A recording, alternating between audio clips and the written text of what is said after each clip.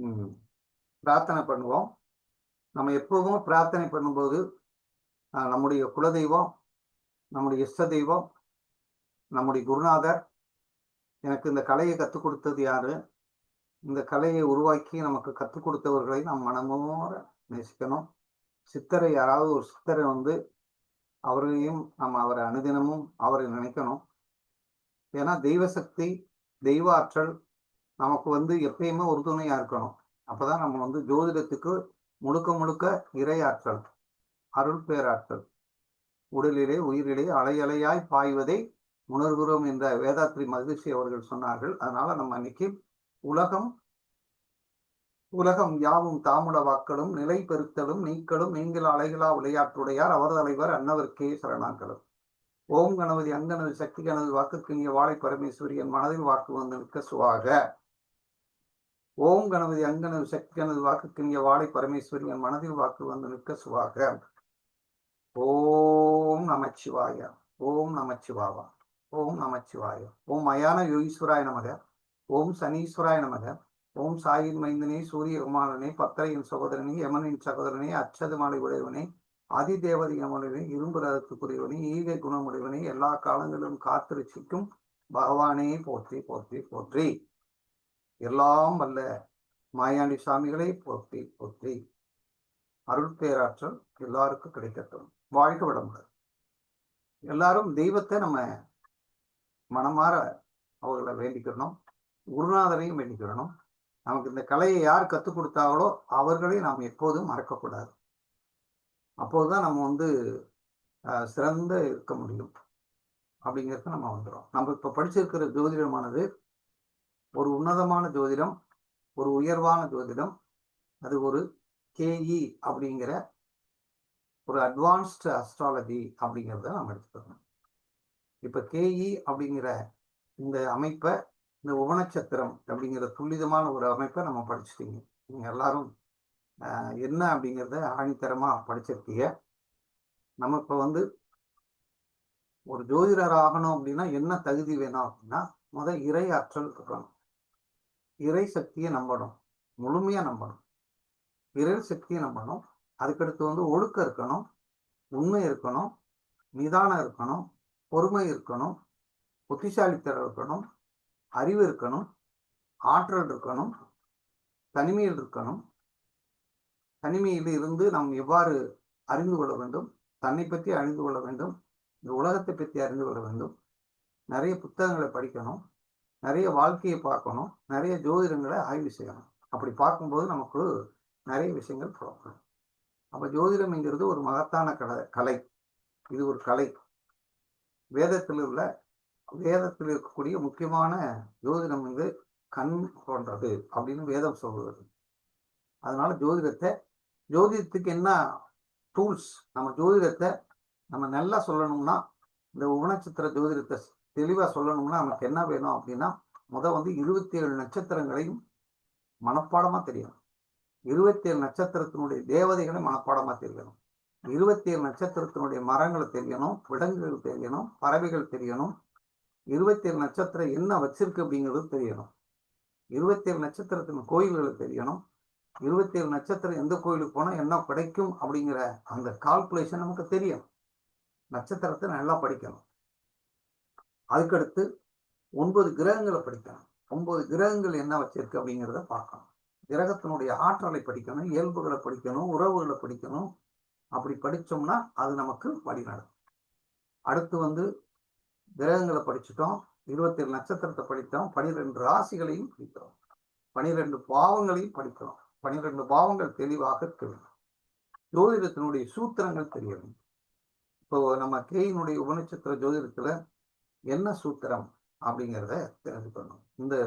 இந்த உணர்வுகளை தூண்டிவிட்ட, இந்த கேஇ அப்படிங்கிற அந்த உணர்வுகளை நமக்கு தூண்டிவிட்ட அந்த என் அருமை மாமா இளங்கோ அவர்களை நாம் மனமாற அவரை வணங்கணும். அப்படி ஒவ்வொரு இந்த ஜோதிடத்துக்கு மூல காரணமாக இருந்தவர்களை தான் நாம் வழிபாடு செய்தோம்னா தான் அது நமக்கு ஆற்றலை கொடுக்கும். அதனால இப்ப நம்ம படிக்க போறது, இந்த படிச்சது இதுவரைக்கும் படிச்சு போறது, இந்த ஜாதகத்தை தான் படிக்க போறோம். இதுவரைக்கும் நம்ம என்ன படிச்சிட்டோம் அதெல்லாம் நமக்கு தெரியும். இந்த ஜாதகத்தை தான் நம்ம பார்க்கணும். அப்படி பார்க்கும்போது ஒரு ஜோதிடர் இருக்குன்னா என்ன தகுதி இருக்கணும் அப்படின்னா, முதல் இந்த 3 கான்செப்ட் தெரியணும். அதுக்கடுத்து எப்படினாலும் ஜோதிடர் வந்து பயப்படக்கூடாது, கூச்சப்படக்கூடாது, வெக்கப்படக்கூடாது. இது வந்து பயந்துருவோமா, இப்படி சொல்லிடலாமா, அப்படி சொல்லிடலாமா அப்படின்னு பார்க்கக்கூடாது, யோசிக்க கூடாது. எப்பயுமே யோசிக்கக்கூடாது. நல்ல பலன் இருக்கலாம், மோசமான பலன் இருக்கலாம். அது எப்படி அந்த சூழ்நிலைக்கு தகுந்தாப்புல அவர்களுக்கு எடுத்து சொல்லி அதற்கு என்ன பலன், அதை நீங்க இப்படி இப்படி இருக்கணும் அப்படிங்கிறத ஒரு நல்ல வழிகாட்டணும். அதுக்கு பக்குவமா எடுத்து சொல்லணும். அதனாலதான் அதுக்கு சாதகமாகன்னு பேர் வச்சிருக்காங்க. அப்படி சொல்லணும். அடுத்து பயமுறுத்தி சொல்லக்கூடாது. பரிகாரம் சொல்லும்போது அப்படி பயமுறுத்தி சொல்லக்கூடாது. நீங்க அந்த பரிகாரத்தை செய்யுங்க, உங்களுக்கு நிச்சயமாக நடக்கும். உங்க காரியத்தை நினைப்பதற்கு நானும் ஆண்டவனை வணங்குகிறேன். 9 நவங்கிரகங்களை வரைங்க, 27 நட்சத்திரத்தையும் 12 ராசிகளை தொட்டு கும்பிட்டுட்டு தான் நீங்க அதை செயல்படுத்த வேண்டும். அடுத்து வந்து நட்சத்திர சம்பந்தமான ஆலயங்களையும், அந்த ஆலயத்திற்கு முடிந்தால் நாம் போய் கூட அந்த நமக்கு அது என்ன மாதிரியான நட்சத்திரமா இருந்தாலும் அதனுடைய அனுமதியை பெற்றுக்கொண்டு அதை நாம வழிபாடு செய்யணும். அதாவது எப்பயுமே நம்ம வந்து ஒரு ஒரு பிரச்சனையோட ஒருத்தர் வர்றாருன்னா, அந்த பிரச்சனைக்குரிய பாவம் எது, கிரகம் எது, அந்த காரகத்துவம் என்ன நட்சத்திரம், எந்த கோயிலுங்கிறத பார்த்து அவர்களுக்கு நம்ம சொல்லி பரிகாரத்தை சொல்லணும். வந்து ஜோதிடர் வந்து நல்ல மனநிலையில் இருக்கணும், சந்தோஷமா இருக்கணும், எப்பயுமே மகிழ்ச்சியாக இருக்கணும், சந்தோஷமா இருக்கணும். அப்பதான் வந்து அவங்க தெளிவா இருக்க முடியும். ஆனந்தமா இருக்கணும். ஆனந்தமா இருந்தா தான் நல்லா இருக்கும். அடுத்து அந்த சாஸ்திரத்தை ஆராய வேண்டும். ஒவ்வொரு ஜாதகத்தையும் ஆராய்ச்சி செய்யணும். அதில் உண்மை பொருள் என்ன இருக்கு, தெளிவு என்ன இருக்குங்கிறது கண்டுபிடிக்கணும். விதியை மதியால் வெல்லலாம் அப்படிங்கிற கான்செப்ட் ஒவ்வொரு ஜோதிடருடைய உள்ளத்திலேயும் இருக்கணும். நாமளும் அதை வழி நடத்தி போறோம், இது செஞ்சா நிச்சயமாக நமக்கு கிடைக்கும் அப்படிங்கிறத நமக்கு தெரியணும். இது நமக்கு அடிப்படையா நமக்கு வேணும். ஜோதிடத்தை நம்பணும், சாஸ்திரத்தை நம்பணும், சம்பிரதாயத்தை நம்பணும், பரிகாரத்தை சொல்லணும். பரிகாரம் சொல்லி அந்த பரிகாரம் நடக்கிறதுக்கான வழிகளை சொல்லணும். எந்த கோயிலுக்கு போனோம், அந்த எந்த கோயிலுக்குள்ள போகும்போது எந்த உபநட்சத்திரத்துல ஒருத்தருக்கு நட்சத்திரம் சொல்லியிருக்கோம், நட்சத்திர கோயில்கள் சொல்லியிருக்கோம், தலைவரிச்சம் சொல்லாச்சு, விலங்குகளை சொல்லாச்சு, பறவைகளை சொல்லாச்சு, எல்லாம் சொல்லிட்டோம், கடவுளும் சொல்லிட்டோம். ஆனா அந்த கோயிலுக்குள்ள போகும்போது எந்த உபநட்சத்திரம் வரும்போது எந்த நட்சத்திரத்துல நாம் அந்த இடத்துல போய் அவரை வணங்க வேண்டும் என்று துல்லிதமான நேரத்தை எடுத்து கொடுத்து அவர்களை வணங்க சொல்லுவாங்க. நம்மளும் அதே மாதிரி போகணும், நம்மளும் அதை வழிபாடு செய்யணும். இப்படி இருந்தால்தான் நாமும் நன்றாக இருக்கலாம், நம்மை நாடி வருபவர்களும் நன்றாக இருக்கலாம். முதல்ல அடுத்து நாம் தெரிந்து கொள்ள வேண்டியது காலச்சக்கரம். காலச்சக்கரம் என்கிறது என்ன அப்படின்னா, காலபுருஷ தத்துவம். 12 ராசி கட்டத்துல 12 ராசி கட்டம் மேசம் முதல் மீன வரை இருக்கக்கூடிய அந்த அமைப்புக்கு பேர் கால சக்கரம்னு அர்த்தம். சக்கரம்னா என்ன அர்த்தம்னா சுத்திக்கிட்டே இருக்குன்னு அர்த்தம். இந்த காலச்சக்கரத்துக்குள்ள என்ன இருக்கு அப்படின்னு பார்க்கிறோம். காலச்சக்கரத்துக்குள்ளதான் எல்லாமே அடங்கியிருக்கு. மேசம்ங்கிற காலச்சக்கரம் வந்து நெருப்பு. ஒரு மனிதன் உருவாவதற்கு முக்கிய காரணம், ஒரு உயிர் உருவாவதற்கு காரணமாக இருப்பது உஷ்ணம்தான். உஷ்ணம் இல்லைன்னா உற்பத்தி ஆகாது. சூரிய வெளிச்சம் இல்லைன்னா ஸ்டார்ச் தயாரிக்க முடியாது, எந்த மரங்களும் செடிகளும் இருக்காது. அப்ப உஷ்ணம் அப்படின்னு தான் முதல். அந்த உஷ்ணத்திலிருந்து தான் வெப்பம், வெப்பம்தான் உஷ்ணம், உஷ்ணத்தில் வெப்பம், வெப்பத்திலிருந்து காற்றாக மாறுகிறது. அப்ப நெருப்பு, நெருப்பிலிருந்து காற்று, காற்றிலிருந்து என்ன ஆகுது, நீராகிறது, நீர் நிலமாகிறது, நிலம் இருந்து என்ன ஆகுது, நீர், நிலம், நீர் எல்லாம் உற்பத்தி ஆகிறது. இந்த 4 தத்துவங்கள், இந்த 4 தத்துவங்களை நாம் புரிந்து கொள்ள வேண்டும். ஜோதிடத்துல 4 தத்துவம் தான் இருக்கு. அந்த 4 தத்துவத்தை நம்ம எடுத்து சொல்லணும். அப்படி 4 தத்துவத்தை எடுத்து அந்த 4 தத்துவத்தை நம்ம சொல்லணும். அப்ப நெருப்பு தத்துவம், நில தத்துவம், காற்று தத்துவம், நீர் தத்துவம், இந்த 4 தத்துவங்கள் நமக்கு முன்னாடியே இருக்கு, ஜாதக கட்டத்துல இருக்கு. ஆனா ஒரு தத்துவம் மட்டும் நம்ம கிட்ட இல்லை, அதுதான் மனம் சம்பந்தப்பட்ட ஆகாய தத்துவம். அந்த ஆகாய தத்துவத்தை மட்டும் நம்ம என்ன செய்யணும் அப்படின்னா, அந்த ஆகாய தத்துவம் தான் ஆகாயத்தை தனக்குள் கொண்டு வந்து விட்டால், தனக்குள் ஆகாயத்தை கொண்டு வந்து விட்டால், பிரபஞ்சத்தை தனக்குள் கொண்டு வந்து விட்டால் நீங்க தான் ஞானி, நீங்க தான் திரிகால ஞானி. அதனாலதான் இந்த பிரபஞ்ச சக்தியை நாம கொண்டு வர்றதுக்கு முயற்சி செய்யணும். அதுக்கு தியானம் வேணும், ஒடுக்கம் வேணும், பணிவு வேணும், இறை ஆற்றலை பெறுவதற்கான முயற்சி வேண்டும். அப்படி இருந்தால் நீங்க பெறுவீர்கள். இப்ப காலச்சக்கரம்னா என்ன அப்படின்னா, நெருப்பிலிருந்து தான் தொடங்கியது அப்படின்னு சொல்றோம். நல்ல காலச்சக்கரத்தை வச்சுதான் நம்ம விதியிலே எடுத்திருக்கோம். 8 விதிகளை 8 சூத்திரத்தை வந்து காலச்சக்கரத்திலிருந்து தான் எடுத்திருக்கோம். எப்படி அப்படின்னா, மேசம் என்பது என்ன நெருப்பாக இருக்கிறது. மேச நெருப்பா இருக்கிறது. அந்த மேசம் என்ற நெருப்பை, இந்த மேசங்கிற நெருப்பா இருக்கு. ரிஷபம்ங்கிறது நிலமா இருக்கு. மிதனம்ங்கிறது காற்றா இருக்கு. அப்புறம் கடகம் என்பது நீரா இருக்கு. அப்படின்னா அப்புறம் மறுபடியும் அதே 4 தத்துவங்கள் ரிப்பீட் ஆகுது.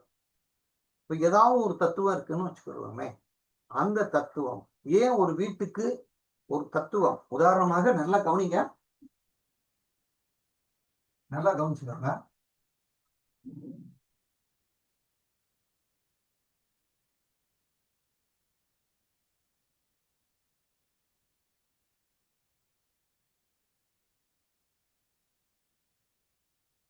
இது நெருப்பு,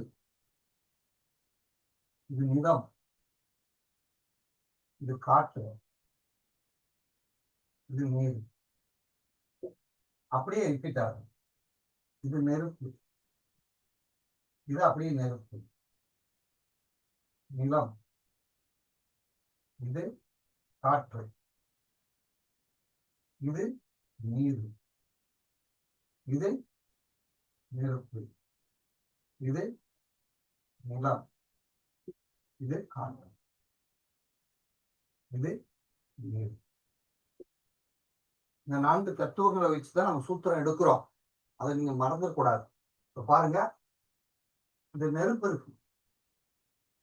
இந்த நெருப்பு இருக்கு அப்படின்னா, இந்த நெருப்பு அப்படிங்கிறது, இந்த நெருப்ப இதுக்கு முன்னாடி இருக்கிற, இந்த நெருப்புக்கு முன்னாடி இருக்கிற 12ஆம் பாவம் தான் என்ன செய்யுதுன்னு பாருங்க. அந்த 12ஆம் பாவம் இருக்குன்னு வச்சுக்கணும். இப்ப இந்த 12ஆம் பாவம், இந்த நெருப்பு இருக்குன்னா இந்த 12ஆம் பாவத்துக்கு எதிரியாரு அப்படின்னு பாருங்க. இதுல யாராரு நட்பு அப்படின்னா, நெருப்பும் காற்றும் நண்பர்கள், நிலமும் நீரும் நண்பர்கள் அப்படின்னா, ஐயா நெருப்பு இருக்குன்னு வச்சுக்காங்க. இந்த நெருப்புக்கு யாரு எதிரி? நெருப்புக்கு எதிரி யாரு? நீர். இப்ப இந்த 1வது வீடை, இந்த 1வது வீடு இருக்குன்னு வச்சுக்கோங்க. இந்த 1வது வீடை, இந்த 1வது வீடு இருக்கு அப்படின்னா, அந்த வீடை கெடுக்கிறது யாரு? 4வது வீடு. நல்லா கவனி பாருங்க. 1வது வீடை கெடுக்கிறது யாரு? 12வது வீடு. நெருப்பு எங்கெங்க இருக்குன்னு பாருங்க. 4, 8, 12. அந்த நெருப்புக்கு 12ஆம் பாவம் நீர். நீர் எந்தெந்த பாவங்களை வச்சிருக்குன்னு பாருங்க. 4, 8, 12ல நீர் இருக்கா? 8, 12. ஆமாங்க. நெருப்புல கொண்டு போய் தண்ணியை ஊத்துனா என்ன ஆகும்? அடைஞ்சு போயிடும். அப்ப சூத்திரம் எப்படி எடுத்திருக்காங்கன்னு பாருங்க. 4, 8, 12. 4, 8, 12 கெடுக்கிற பாவம் எது அப்படின்னா, 4, 8, 12 எந்த பாவத்தை கெடுத்துரும்னா, 1ஆம் பாவத்தை, 5ஆம் பாவத்தை, 9ஆம் பாவத்தை கெடுத்துருமா? அதே மாதிரி இந்த நெருப்பு காத்தோட சேர்ந்துச்சுன்னா என்ன ஆகும்? வேகமா பத்தி எரியும். சூப்பரா எரியுமா? அப்ப 1, 3ஓட தொடர்பு ஆகும்போது நல்லா கவனிப்பாருங்க. இது 1, இது 2, இது 3, இது 4, இது 5, இது 6, 7, 8, 9, 10, 11, 12. இப்போ 1ஆம் பாவத்துக்கு வந்து எந்த பாவம் நல்லா இருக்கும்? நல்லா தொடர்பு 3, 7, 11. இந்த 1ஆம் பாவத்துக்கு 3, 7, 11 வந்தா சூப்பரா டெவலப் ஆயிருமா? ஓகே அப்படின்னு எடுத்துக்கணும். இந்த 1க்கும் அதேதான், 5க்கும் அதேதான். அதேதான், 9க்கும் அதேதான். அதே. இந்த 1 5 என்பது ஒரே திரிகோணமா? ஆமாங்க, ஆமா. 1 5ங்கிறது ஒரே நெருப்பு தத்துவமா? ஒரே தன்மையா? ஆமாங்க, ஆமா. ஒரே தன்மை. பட் அது செயல்பாடுகள் வித்தியாசம் இருக்கும். செயல்பாடுகள் காரகத்துவம் வித்தியாசம் இருக்கும். எப்படின்னா 1ங்கிறது வந்து ஜாதகர், 5ங்கிறது வந்து மகன், 9ங்கிறது அப்பா. இது ஒரே குடும்பமா? ஆமாங்க, ஆமா. அப்ப ஒரே தன்மை உள்ளது. ஆனா அதனுடைய ஒரே தன்மை இருக்கும். ஆனா செயல்பாடுகள் சில மாற்றங்கள் இருந்தாலும் கூட ஒரே உறுப்பினர்கள் சொல்லலாமா அவங்கள? சரி. இந்த இந்த 159 இந்த 159 எந்த பாவம் கெடுத்துருது? இந்த 159 4 8 12 தானே கெடுக்குது. ஆமாங்க. அப்ப எந்த ஒரு பாவத்தையும் 4 8 12 அந்த பாவத்திலிருந்து எண்ணி வரும் 4 8 பாவம் கெடுத்துருமா? கெடுத்துரும். கெட்டு போய்விடும். இப்ப சூத்திரம் எப்படி எடுத்திருக்கான்னு தெரிஞ்சு வச்சா, இதுதான் காலச்சக்கரம். அதிலிருந்து தான் எடுத்திருக்காங்க. அப்ப மனசுக்குள்ள என்ன வரணும்? ஒரு பாவம் எந்த பாவத்தினால கெட்டு போகுது, இந்த பாவத்தினால பாழா போகுது. ஒரு பாவத்திலிருந்து எண்ணி வரும் 12ஆம் பாவம் அந்த பாவத்தை வேரோட சாய்த்து விடும். வேரோட சாய்த்து விடும். ஒரு பாவத்திலிருந்து எண்ணி வரும் 8ஆம் பாவம் அந்த பாவம் நச்சு நச்சு நச்சு நச்சு நச்சுன்னு கொள்ளும்.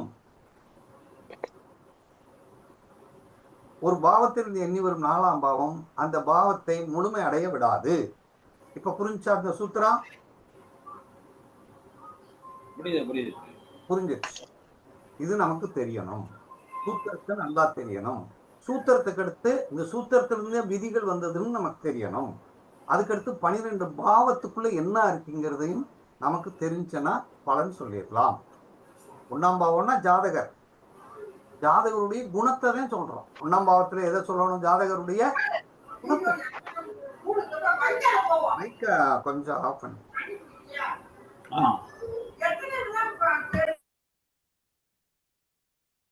ஜாதகருடைய எண்ணத்தை தான் சொல்றோம், சிந்தனையை தான் சொல்றோம். அப்படிங்கிறத நீங்க மனசுல வச்சுக்கணும்.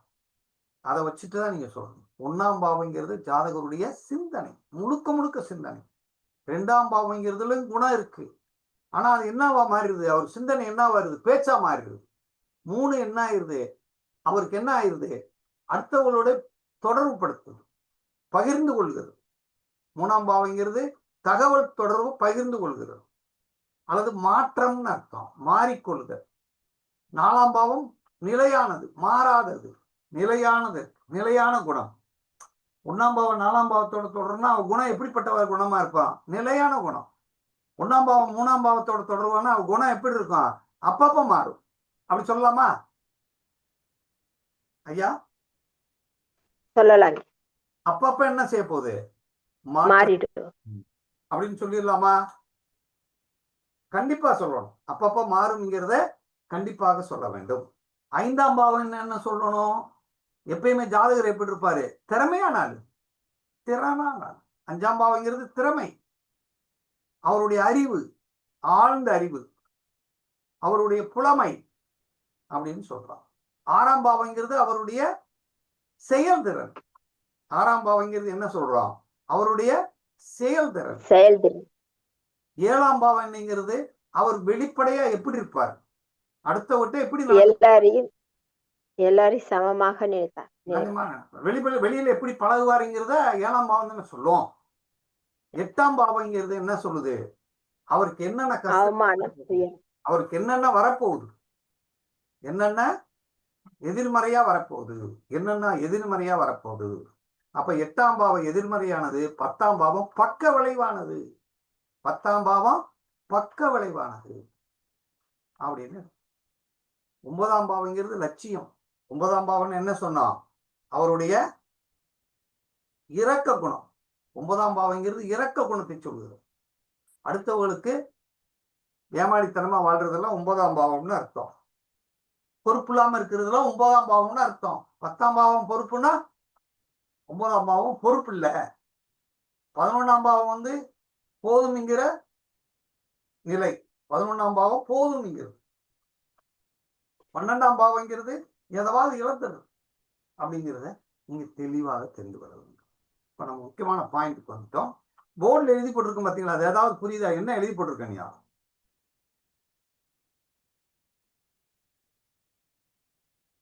என்ன எழுதி போட்டிருக்கீங்க? நட்சத்திரம், நட்சத்திரம், தெய்வம், விலங்கு, மரம், பறவை இதெல்லாம் எழுதிருக்கீங்க.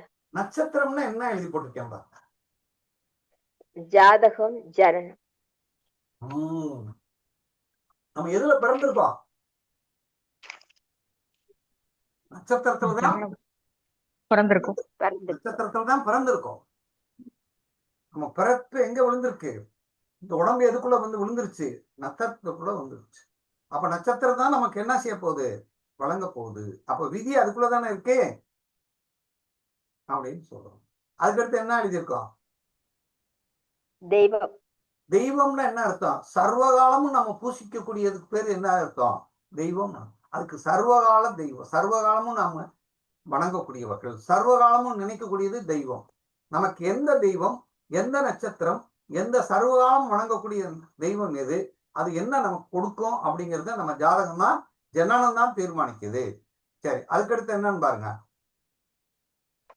விலங்குங்க. விலங்குன்னா கீழே என்ன போட்டிருக்கேன்னு பாருங்க. கடந்த கால கர்மா. கர்மா. சரம். அது என்ன ராசி? சரராசி. சரராசி கடந்த கால கர்மா. சரி, நிகழ்கால கர்மாவுக்கு என்ன கொடுத்திருக்கோம்? விலங்கு என்பது சரம். விலங்கு ஓடிட்டே இருக்கும். மரம் என்ன செய்யும்? ஸ்திரராசிங்க. நிகழ்கால கர்மா. நிலையா இருக்கும். மரம் என்ன செய்யும்? அப்படியே இருக்கும். நாளைக்கு உங்க வீட்டு முன்னாடி ஒரு மரம் இருக்குன்னா நாளை கழிச்சு வந்து பார்த்தா அந்த மரம் எங்காவது போயிருமா? போகாது. போகாது. அதே மாதிரி பறவை. பறவைங்கிறதுக்கு உபயம். அது என்ன செய்யும்? இருக்கவும் செய்யும், ஓடவும் செய்யும். இப்ப 2 தத்துவங்களை உள்ளடக்கிறது. அப்ப எதிர்கால கர்மா போக்கணும்னா நம்ம எதுக்கு போய் உதவி செய்யணும்? நம்ம கர்மாவை கழிக்கணும்னா எதுக்கு போய் நம்ம உதவி செய்யணும்? பறவைகளுக்கு. பறவைகளுக்கு என்ன கொடுக்கணும்? உணவு கொடுக்கணும் ஐயா. பறவைகளுக்கு உணவு கொடுக்கணும், நீர் கொடுக்கணும். நீர் வச்சிருக்கணும், உணவு வச்சிருக்கணும். பறவைகள் இடத்தில் அன்பு செல்ல வேண்டும். பறவை, நான் புறாட்ட போய் ஏதாவது கொடுத்தேன்னா அந்த புறா என் கையில வந்து உட்கார்ந்து சாப்பிட்டுட்டு போகணும். அது இன்னும் நான் அன்பு செலுத்துகிறோம். அப்ப அந்த புறா நம்மோட என்ன ஆயிருது? அன்பு செலுத்துகிறது. புறாவுக்கு நாம் உதவி செய்தால் அது நம்முடைய நமக்கு என்ன கர்மா வராது? எதிர்காலத்தில் கர்மா வராது. சரி, நிகழ்கால கர்மாவுன்னா எதுக்கு போய் நம்ம என்ன செய்யணும்?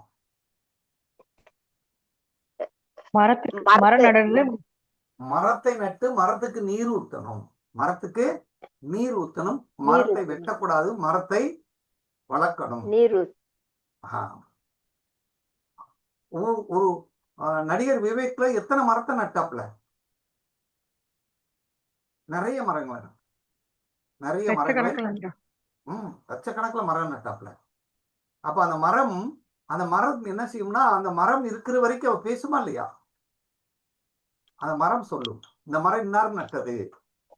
ஒரு இடத்துல நின்றுட்டு இருக்கேன், ஒருத்தர் சொல்றாரு, இந்த நெட்டுக்கு இருக்கிற மரத்தை பூரா இடைமேலு முன்னாள் பஞ்சாயத்து பிரசிடண்ட் கிரகோரி வச்ச மரம்.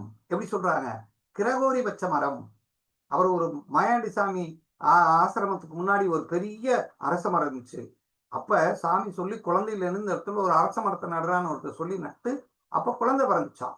அந்த மரம் அரச மரம். அந்த குழந்தை வளர்ந்து இப்ப பெரிய ஆள் ஆயிட்டாங்க, கிழவன் ஆயிட்டாங்க. ஆனால் அந்த மரம் இருக்கா இல்லையா? பல வருடங்களாக அந்த மரம் நம்மளை பேர சொல்லிட்டு, மரத்தை மட்டம்னா எந்த கர்மா நம்ம கிட்ட இருந்து ஓடி போயிருக்கு? நிகழ்கால கர்மா ஓடி போயிருக்கு.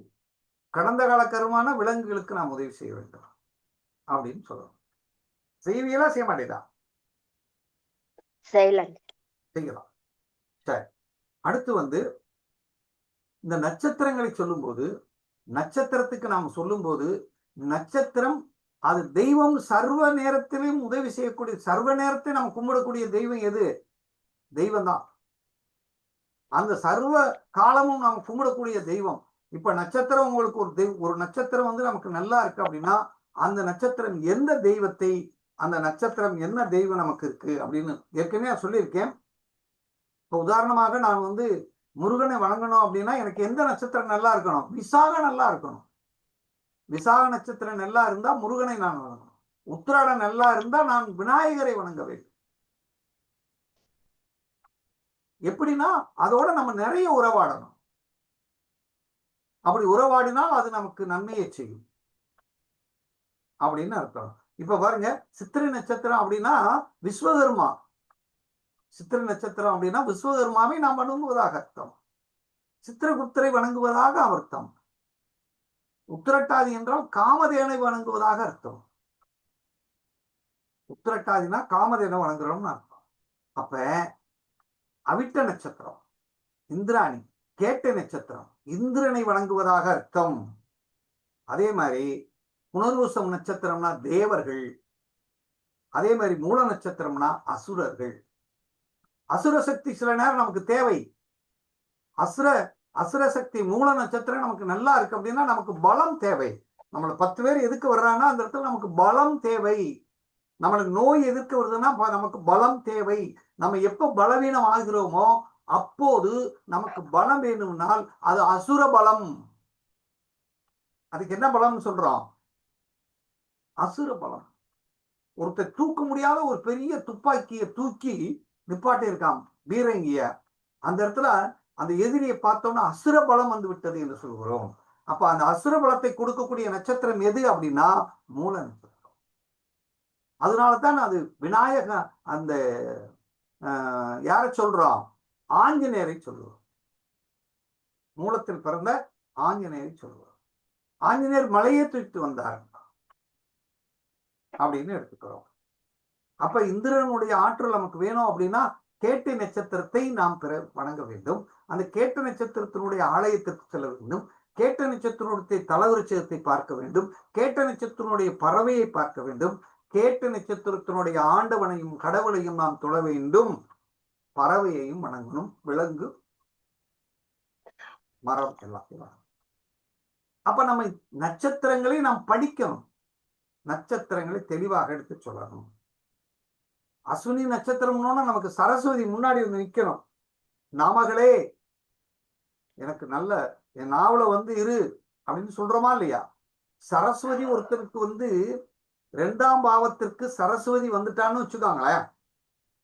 அஸ்வினி 2ஆம் பாவத்திற்கு நட்சத்திரமா வந்து அந்த 2ஆம் பாவம் 2, 4, 6, 10 கொடுத்து விட்டால் அவள் பணத்தை கொடுக்குவதற்காக இந்த சரஸ்வதி வந்திருக்கலாம் அர்த்தம்.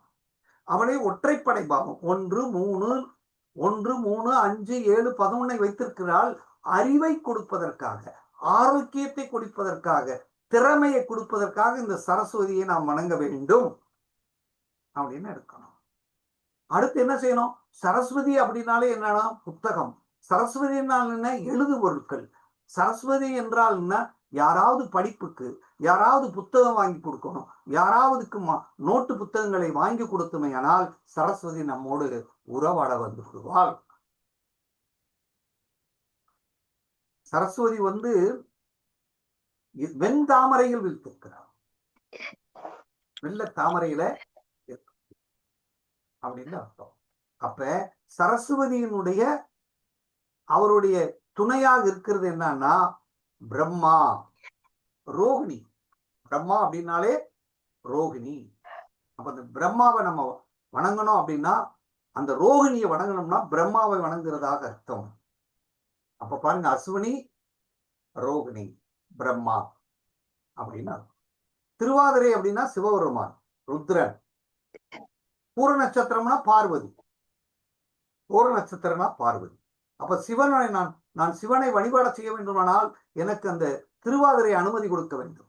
திருவாதிரை 8, 12 வைத்திருக்க கூடாது. 8, 12 திருவாதிரை வைத்திருந்தால் நான் ருத்ரன் பக்கத்துல போகக்கூடாது அப்படிங்கிறத நீங்க மனசுக்குள்ள வச்சுக்கணும். ஆனா எது கொடுப்பார்? பொருளை கொடுப்பாரா, அறிவை கொடுப்பாரா, ஆரோக்கியத்தை கொடுப்பாரா, சந்தோஷத்தை கொடுப்பாரா என்று நாம் பார்க்க வேண்டும். அவரை நாம் வணங்கணும். சந்தோஷத்துக்காக போகணுமா, மகிழ்ச்சிக்காக போகணுமா அப்படிங்கிறதே. திருவோணம் அப்படின்னா மகாவிஷ்ணு. திருவோணம். சுவாதி அப்படின்னா மகாலட்சுமி, அதான் மகாலட்சுமி. அவரை நாம வழிபாடு செய்யணும். அவர் திருவோணத்தை நாம் மனசுல வச்சுக்கணும். அதுக்கடுத்து உத்திராடம் பார்த்துட்டோம். உத்திரம்னா சாஸ்தா ஐயப்பன். அடுத்து ஆயில்யம்னா ஆதிசேஷன் அல்லது ஸ்ரீரங்க பெருமாள். ஆதிசேஷன் அல்லது ஸ்ரீரங்க பெருமாள். பரணினா துர்க்கையை வழிபாடு செய்யணும். இப்ப தெய்வங்களை, கடவுள்களை இந்த நட்சத்திரத்துக்கு கொடுக்கணும். அதே மாதிரி ஒரு நட்சத்திரத்தில் 9 கிரகங்கள் பிறந்திருக்கிறது அப்படின்னா, சூரியன் எந்த நட்சத்திரத்தில் பிறந்திருக்காரு? அஸ்தத்தில் பிறந்திருக்கிறார். அஸ்த நட்சத்திரம் நல்லா இருந்தா தான் சூரிய வழிபாடு செய்யணும்.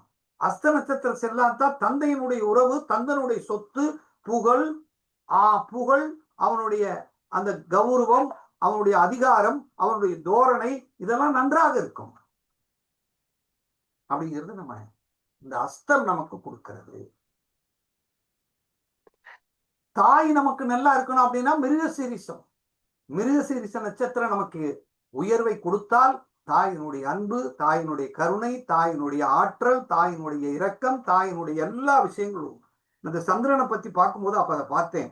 சந்திரன் என்ன வச்சிருக்காரு, சந்திரன் போட நமக்கு என்ன கிடைக்கும் அப்படின்னா, அன்பு கிடைக்கிறது, இரக்கம் கிடைக்கிறது, கற்பனை திறன் கிடைக்கிறது, விட்டு கொடுத்தலுடைய மனப்பான்மை கிடைக்கிறது, அடிக்கடி தன்னை மாற்றிக்கொள்கிறது, நிலை இல்லாதது. அடிக்கடி என்ற வார்த்தை சந்திரனிடம் இருக்கிறது, விரைவாக என்ற வார்த்தை சந்திரனிடம் இருக்கிறது. ஆனால் சந்திரன் குழப்பமானவர். சந்திரன் நீர் சத்துள்ளது. சந்திரன் பயப்படக்கூடியவர். சந்திரன் கற்பனை. எளிதில் எதையும் ஏமாந்துருவாங்க, எதிலையும் ஏமாற்றப்படுவார்கள். சந்திரன் 1ஆம் பாவத்தில் இருந்தால் தந்தையை போல உருவம் உள்ளவன், தந்தையை போல இந்த ஜாதகர் இருக்கிறார். 2ஆம் பாவத்தில் இருந்தால் தாயை போன்ற அந்த முக சாயல் இருக்கிறது. 3ஆம் பாவத்திலே சந்திரன் இருந்தால் தாயை போன்ற மனமுடையவன். 4ஆம் பாவத்தில் இருந்தால் தாயே இரக்கமானவள், தாயே கருணையானவள். இவனுக்கு கருணை உள்ள தாய், இரக்கமுள்ள தாய், தாய் கொடுத்த வீடு. 4ஆம் பாவம் வீடு, வாகனம், தாய் கொடுத்த வீடு. 2ஆம் பாவத்திலே சந்திரன் இருந்தால் தாய் மூலம் வருமானம் அப்படின்னு நம்ம எடுத்துக்கிறோம். அப்ப 5ஆம் பாவத்தில் இருந்தால் குழந்தை தாய் மாதிரி வந்து பிறக்கும். குழந்தை அன்பானதாக இருக்கும், குழந்தை இரக்க குணமாக இருக்கும், குழந்தை கற்பனை திறன் உள்ளதாக இருக்கும், அழகாக இருக்கும். சந்திரனாலே அழகு, முத்து. 2ஆம் பாவத்துல சந்திரன் இருந்தால் பல் முத்தானதாக இருக்கும், வெண்மையானதாக இருக்கும் அப்படின்னு நம்ம எடுத்துக்கிறோம். பால் போல பல் உடையவர்கள், பால் போல சொற்கள் உடையவர், முத்தா பேசக்கூடியவர் அப்படின்னு நம்ம எடுத்துக்கிறோம். பளிச்சென்றால் இந்த சந்திரன் அர்த்தம். அப்படி சந்திரன் என்பது பளிச்சென்ற என்ற வார்த்தை. பிரகாசம் என்றால் சூரியன், பளிச்சென்றால் சந்திரன் என்ற அர்த்தம் அப்படின்னு அர்த்தம்.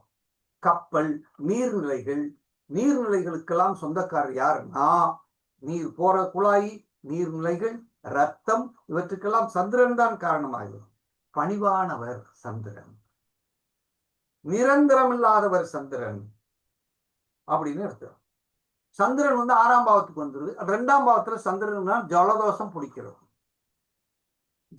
பிடிக்கிறவர், குளிர்ச்சியான முகம், எப்பயுமே குளிர்ச்சி மூக்காற்று அப்படின்னு இருக்காங்க அப்படின்னு அர்த்தம். 6ஆம் பாவத்துக்கு சந்திரன் வந்தா ஈஸ்னோபோலியா, மூச்சுத்திறன், ஆஸ்துமா இதெல்லாம் வந்துடும். இப்படி எளிதி வசப்படவரில் விரைவாக அப்படின்றதெல்லாம் சந்திரன் தான் காரகமாக இருக்கிறது அப்படின்னு 12 பாவங்களுக்கும் இந்த 9 கிரகங்கள் இருந்து அப்படியே என்ன செய்து பலனை கொடுக்கிறது அப்படின்னு இருக்கிறோம்.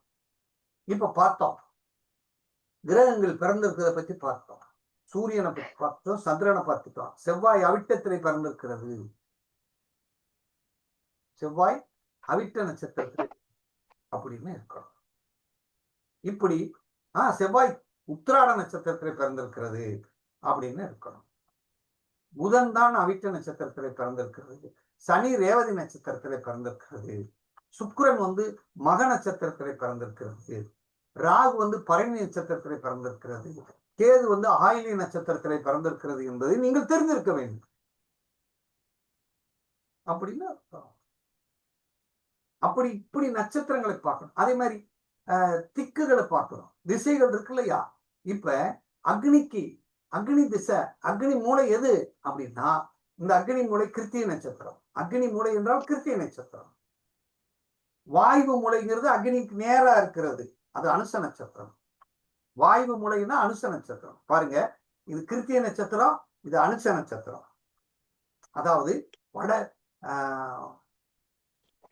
தென்கிழக்கு கிருத்திகை, வடமேற்கு வாயு மூலை, அது வந்து அனுச நட்சத்திரம் அப்படின்னா. பூராட நட்சத்திரம் வர்ணன். பூராட நட்சத்திரம் வருணன் மேற்கு திசைக்குரியவர் அப்படின்னு அர்த்தம். சதயம் யம திசைக்குரியவர், தெற்கு திசைக்குரியவர். பூரட்டாதி குபேரன் வடக்கு திசைக்குரியவர் அப்படின்னு. பூரட்டாதி வடக்கு திசைக்கு குபேர திசை, வடக்கு திசைதான் குபேர திசை என்று நாம் வைத்துக் கொள்ளலாம். இப்படி ஒவ்வொன்றாக நீங்கள் அதை அப்படியே பலனை பார்த்து பார்த்து எடுத்து நீங்க சொல்வீங்கனால் உங்களுக்கு அவ்வளவு ஒரு அப்படி துல்லிதம் கிடைக்கும். அதே மாதிரி விலங்குகளை, எந்த விலங்கு வளர்க்கலாம், எந்த விலங்குக்கு நாம் உதவி செய்யலாம், எந்த விலங்குகளுக்கு நாம் உணவளிக்கலாம், எந்த விலங்குகளை நாம் உறவாடலாம், எந்த பறவைகளோடு நாம் வரலாம், எந்த பறவை நம்ம நோக்கி வரும்போது அந்த காரியம் வெற்றி ஆகிறது, எந்த விலங்கு நம்ம நோக்கி வரும்போது வெற்றியை தருகிறது என்ற சகுனத்தையும் பார்த்து சொல்ல வேண்டும். அதே மாதிரி வீட்டுக்குள்ள எந்த படத்தை வச்சுக்கலாம், குலதெய்வத்தினுடைய படம் வச்சுக்கணும்னா, குலதெய்வம்னா சனி பகவான், ரேவதி. என்னுடைய குரு மாயாண்டி சாமர், சாமியை கும்பிடணும் அப்படின்னா பூச நட்சத்திரம் நல்லா இருக்கும். நான் சிவனுடைய படத்தை வச்சுக்கிறோம் அப்படின்னா ருத்ரன் நல்லா இருக்கணும், அஸ்தம்ங்கிற சூரியனாவது நல்லா இருக்கும். எங்க அப்பா படத்தை வச்சுக்கிறணும், நான் எனக்கு அஸ்தம் நல்லா இருந்துச்சுன்னா எங்க அப்பா படத்தை நான் வச்சுக்கலாம். மிருகசீரிச்சு நல்லா இருந்தா எங்க அம்மா படத்தை வச்சுக்கலாம். அல்லது ஒரு சக்தியை, சந்திரன் அப்படின்னால என்ன அர்த்தம், சாந்தமுள்ள சக்தி உள்ள தெய்வம் அப்படின்னு அர்த்தம். இப்படி ஒவ்வொன்றாக நாம பார்க்கணும், படிக்கணும். அப்படி பார்த்தோம்னா அது தெளிவாக நமக்கு கிடைக்கும்.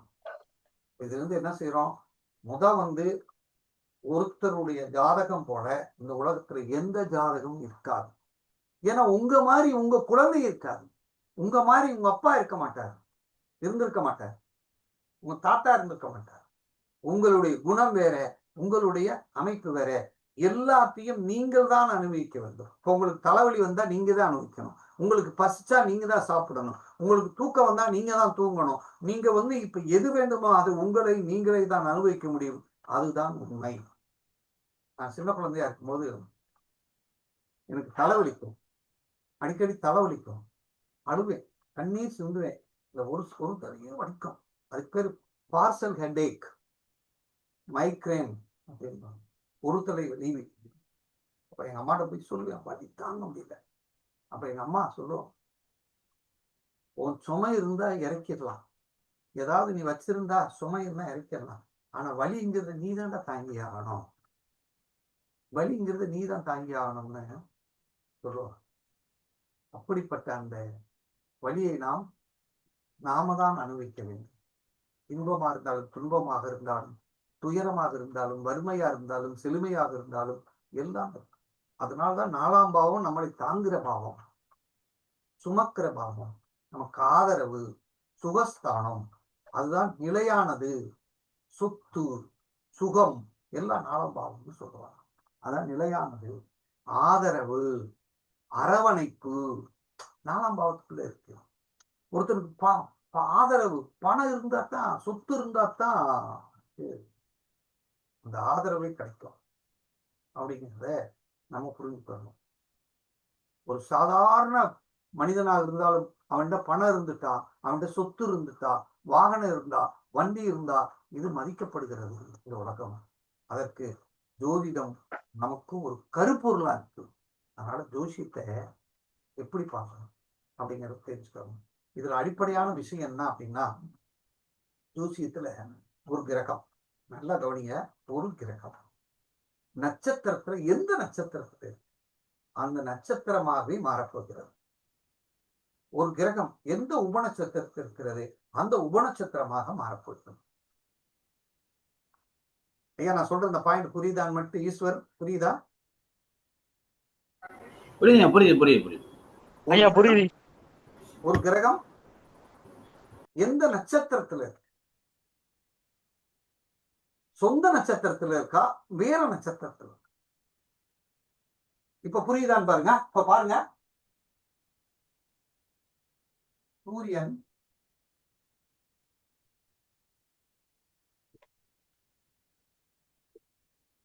உத்திர நட்சத்திரத்துல இருக்கு அப்படின்னா என்ன அர்த்தம்? சொந்த நட்சத்திரத்துல. சொந்த நட்சத்திரத்துல இருக்கு. அப்ப சூரியன் எந்த கால்ல நிக்குது? எந்த கால்ல நிக்குது? சூரியனோட கால்ல நிக்குது. ஒரு கிரகம் சொந்த நட்சத்திரத்தில் இருக்கும்போது அது எப்படி இருக்கும்? பலமா இருக்குமா இருக்காதா? பலமா இருக்கும். பலமா ஆமாங்க, பலமாக இருக்கும். இருக்கும். அப்ப இது சுயமாகவே வேலை செய்யும். இது என்ன செய்ய போகுது? சுயமாகவே வேலை செய்யும். சுயமா. அப்படிங்களா? ஏன்னா இந்த கிரகம் எந்த நட்சத்திரத்தில் இருக்கிறதோ, எந்த உபநட்சத்திரத்தில் இருக்கிறதோ அதுக்கு இது வேலை செய்ய போயிடும். அப்ப யார் எஜமான்? இதுதான் எஜமான்.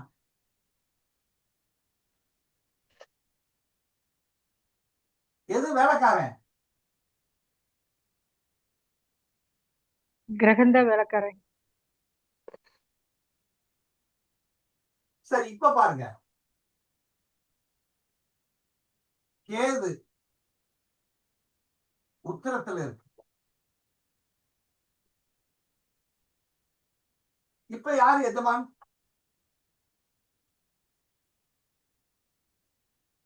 யார் எஜமான்? சூரியன் எஜமான். சூரியன் எஜமான். சூரியனுக்கு வேலை செய்யறதுக்கு யார் இருக்கா? கேது சாமி இருக்கார். கேது இருக்கிறார். புரியுதா? இந்த சூரியன் நட்சத்திரத்தில் கேது இருப்பதனால் இந்த கேதுங்கிறது யாருக்கு வேலைக்கு ஓடி வர போறாரு? சூரியனுக்கு. அப்போ ஒரு கிரகத்திற்கு ஒரே கிரகத்தில் பல நட்சத்திரங்கள் இருந்தால் பல வேலைக்காரர்கள் வருவார்கள். அப்படி எடுத்துக்கலாமா? எடுத்துக்கலாங்க. கேபி கண்டுபிடிச்ச, கிருஷ்ணமூர்த்தி கண்டுபிடிச்ச ஒரு ஒரு உன்னதமான விஷயம் என்னன்னா, ஒரு கிரகம் எந்த நட்சத்திரத்தில் இருக்கிறதோ அந்த நட்சத்திரத்தில் பல கிரகங்கள் இருந்தால் எல்லா கிரகங்களும் எங்க போகுது வேலை செய்யறதுக்கு? அந்த நட்சத்திரத்துக்கு ஓகே போகுதா? Okay okay. இப்ப பாருங்க, இந்த சூரியனுடைய நட்சத்திரத்துல எந்த கிரகமும் இல்ல. சூரியனுடைய நட்சத்திரத்துல எந்த கிரகமே இல்லைன்னா யாரு இவருடைய வேலையை யாரு செய்வா? அவங்களே செஞ்சுக்குவாங்க ஐயா. சூரியனுடைய சாரத்தில், சூரியனுடைய நட்சத்திரத்தில், சூரியனுடைய உபநட்சத்திரத்தில், சூரியனுடைய உப நட்சத்திரத்தில் எந்த கிரகம் இல்லைன்னா இந்த சூரியனுடைய வேலையை யாராவது செய்ய வருவாங்களா? யாரும் வரமாட்டாங்க ஐயா. சூரியனே செஞ்சுக்கு. இவர் தான் செய்யணும். யார் தான் செய்யணும்?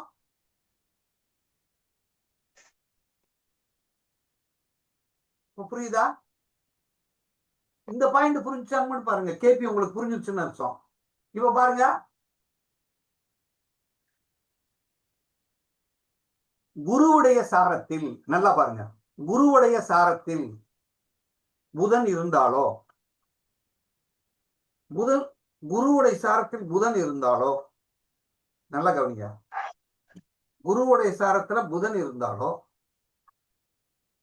புதன் சாரத்தில் குரு இருந்தாலோ அவன் அறிவாளி.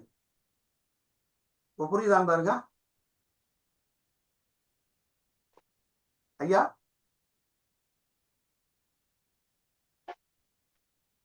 ஏன்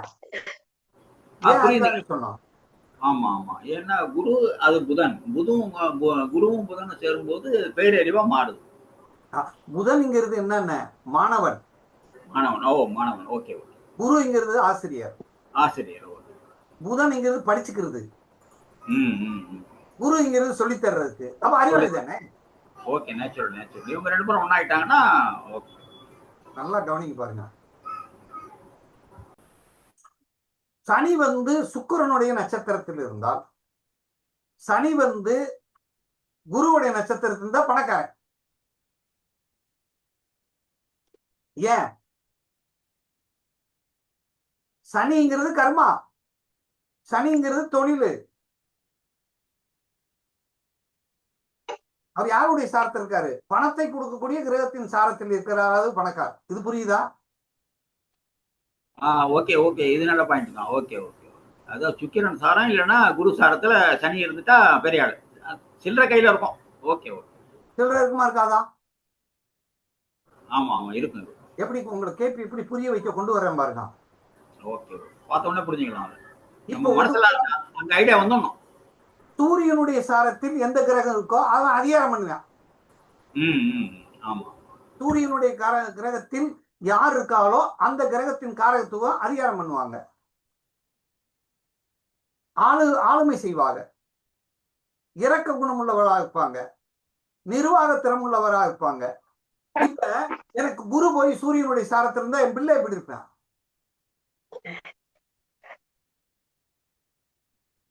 புரியுதா ஐயா? இந்த பாயிண்ட் புரிஞ்சுச்சா ஐயா?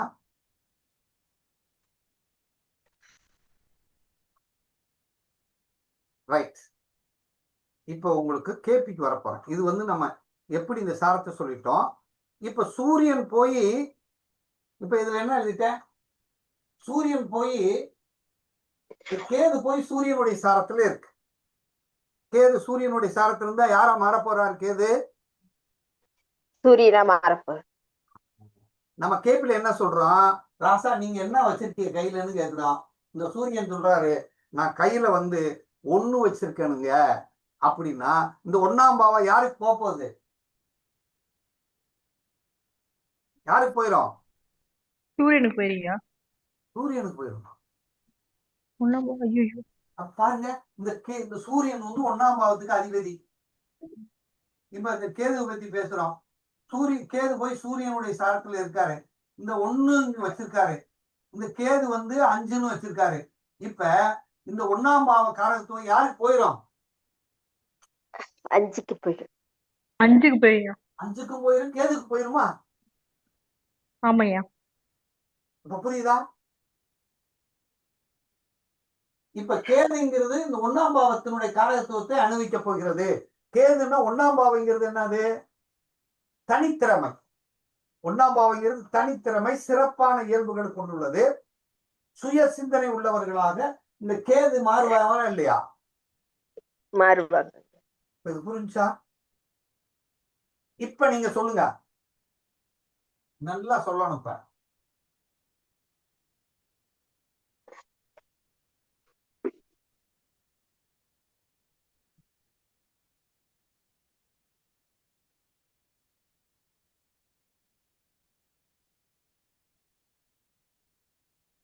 இப்ப யாருடைய சாரத்துல இருக்கா?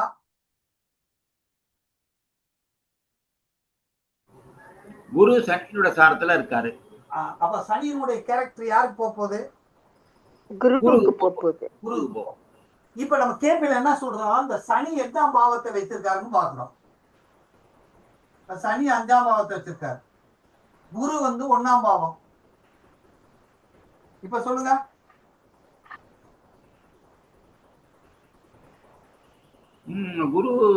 குருவுக்கு 5ஆம் பாவத்தினுடைய பலன்கள் போயிடுது. 1ஆம் பாவம் மாற்றிய ஜாதகருக்கு 5ஆம் பாவத்தினுடைய பலன்கள் போகுது. இப்ப 1ஆம் பாவத்துக்கு போயிருதுன்னா இப்ப புரியுதா? இந்த 1ஆம் பாவத்துக்கு இந்த 5 போயிருதுன்னு புரியுதா? புரியுது. இதைத்தான் இது அனுபவிக்க போகுது, இது வேலை செய்ய போகுதுன்னு சொல்றோம். இப்ப என்ன ஆச்சு? 5ஆம் பாவங்கிறது என்ன?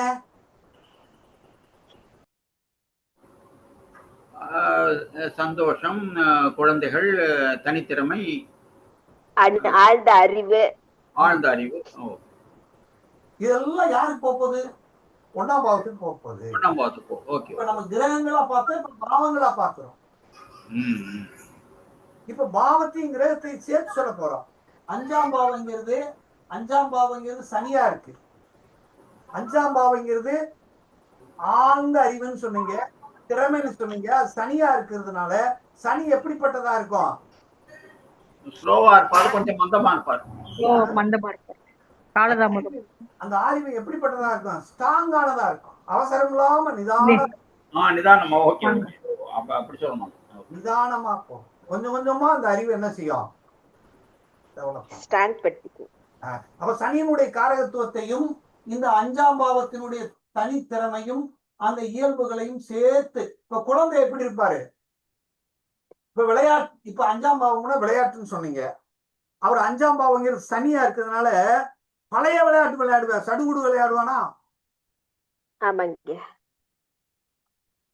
கிளித்தட்டு விளையாடுவானா? முதுமையான பழமையான விளையாட்டை விளையாடக்கூடியவனாக இருப்பான். பழமையை சிந்திக்கக்கூடிய அறிவு இருக்குமா? இருப்பாங்க. வயசானவங்களும் ஃப்ரெண்டா இருப்பாங்க. அப்ப நீங்க ஃப்ரெண்டுங்கிறதுக்கு ஏதாவது பாவம் இருக்கா? நல்லா கவனிங்க. பாவம் இல்ல, பாவம் இருந்தா ஏழாம் தான் பாவம் தான். கொண்டு வரணும். ரெண்டு ஏழாம் பாவம்.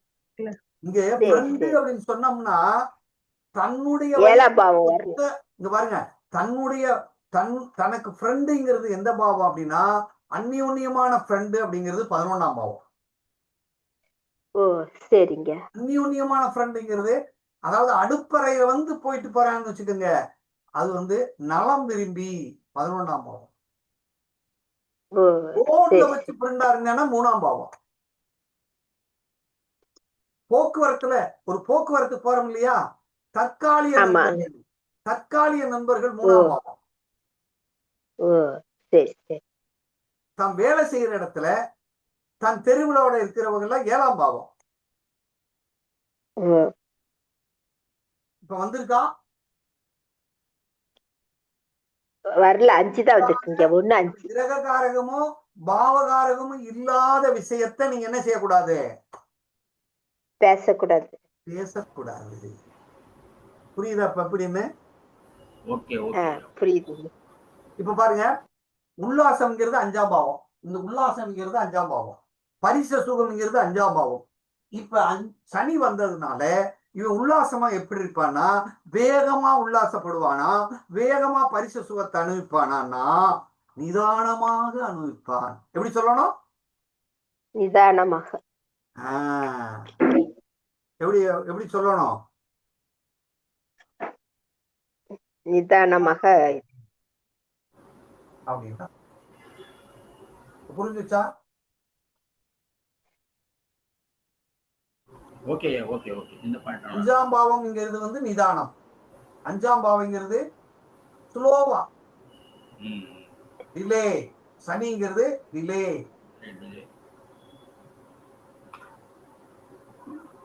அந்த பாவத்தையும் அந்த கிரகத்தையும் நம்ம என்ன செய்யறோம்? இணைக்கணும். இணைச்சு எடுத்தோம்னா நம்ம அப்படியே போயிட்டே இருக்கலாம். அப்ப அந்த சனிக்கு என்னென்ன காரகத்துவம் இருக்குங்கிறத நம்ம அந்த இடத்துல கொண்டு வரணும், யாபகத்துக்கு கொண்டு வரணும். கொண்டு வந்துட்டீங்கன்னா ஜெயிச்சிடலாம். புரிஞ்சா? புரிஞ்சுதா புரியலையா? புரிஞ்சிச்சுங்க. இப்ப அப்ப எந்த எந்த பாவம்? இப்ப அந்த இடத்துல சந்திரனா இருந்தா என்ன சொன்னீங்க? 5ஆம் பாவம் சந்திரனா இருந்தா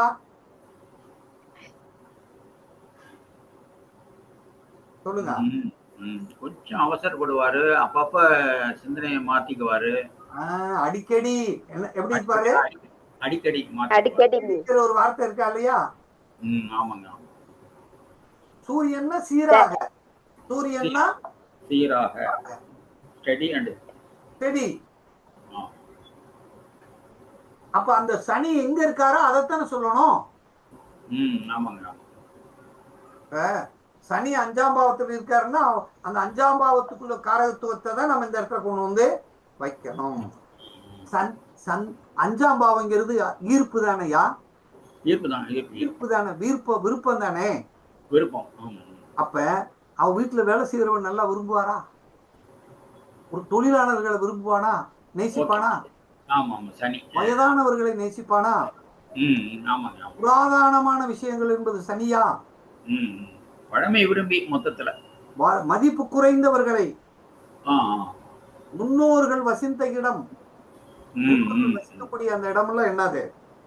அவருக்கு விருப்பமா இருக்கும். அது மேல விருப்பப்படுவான்.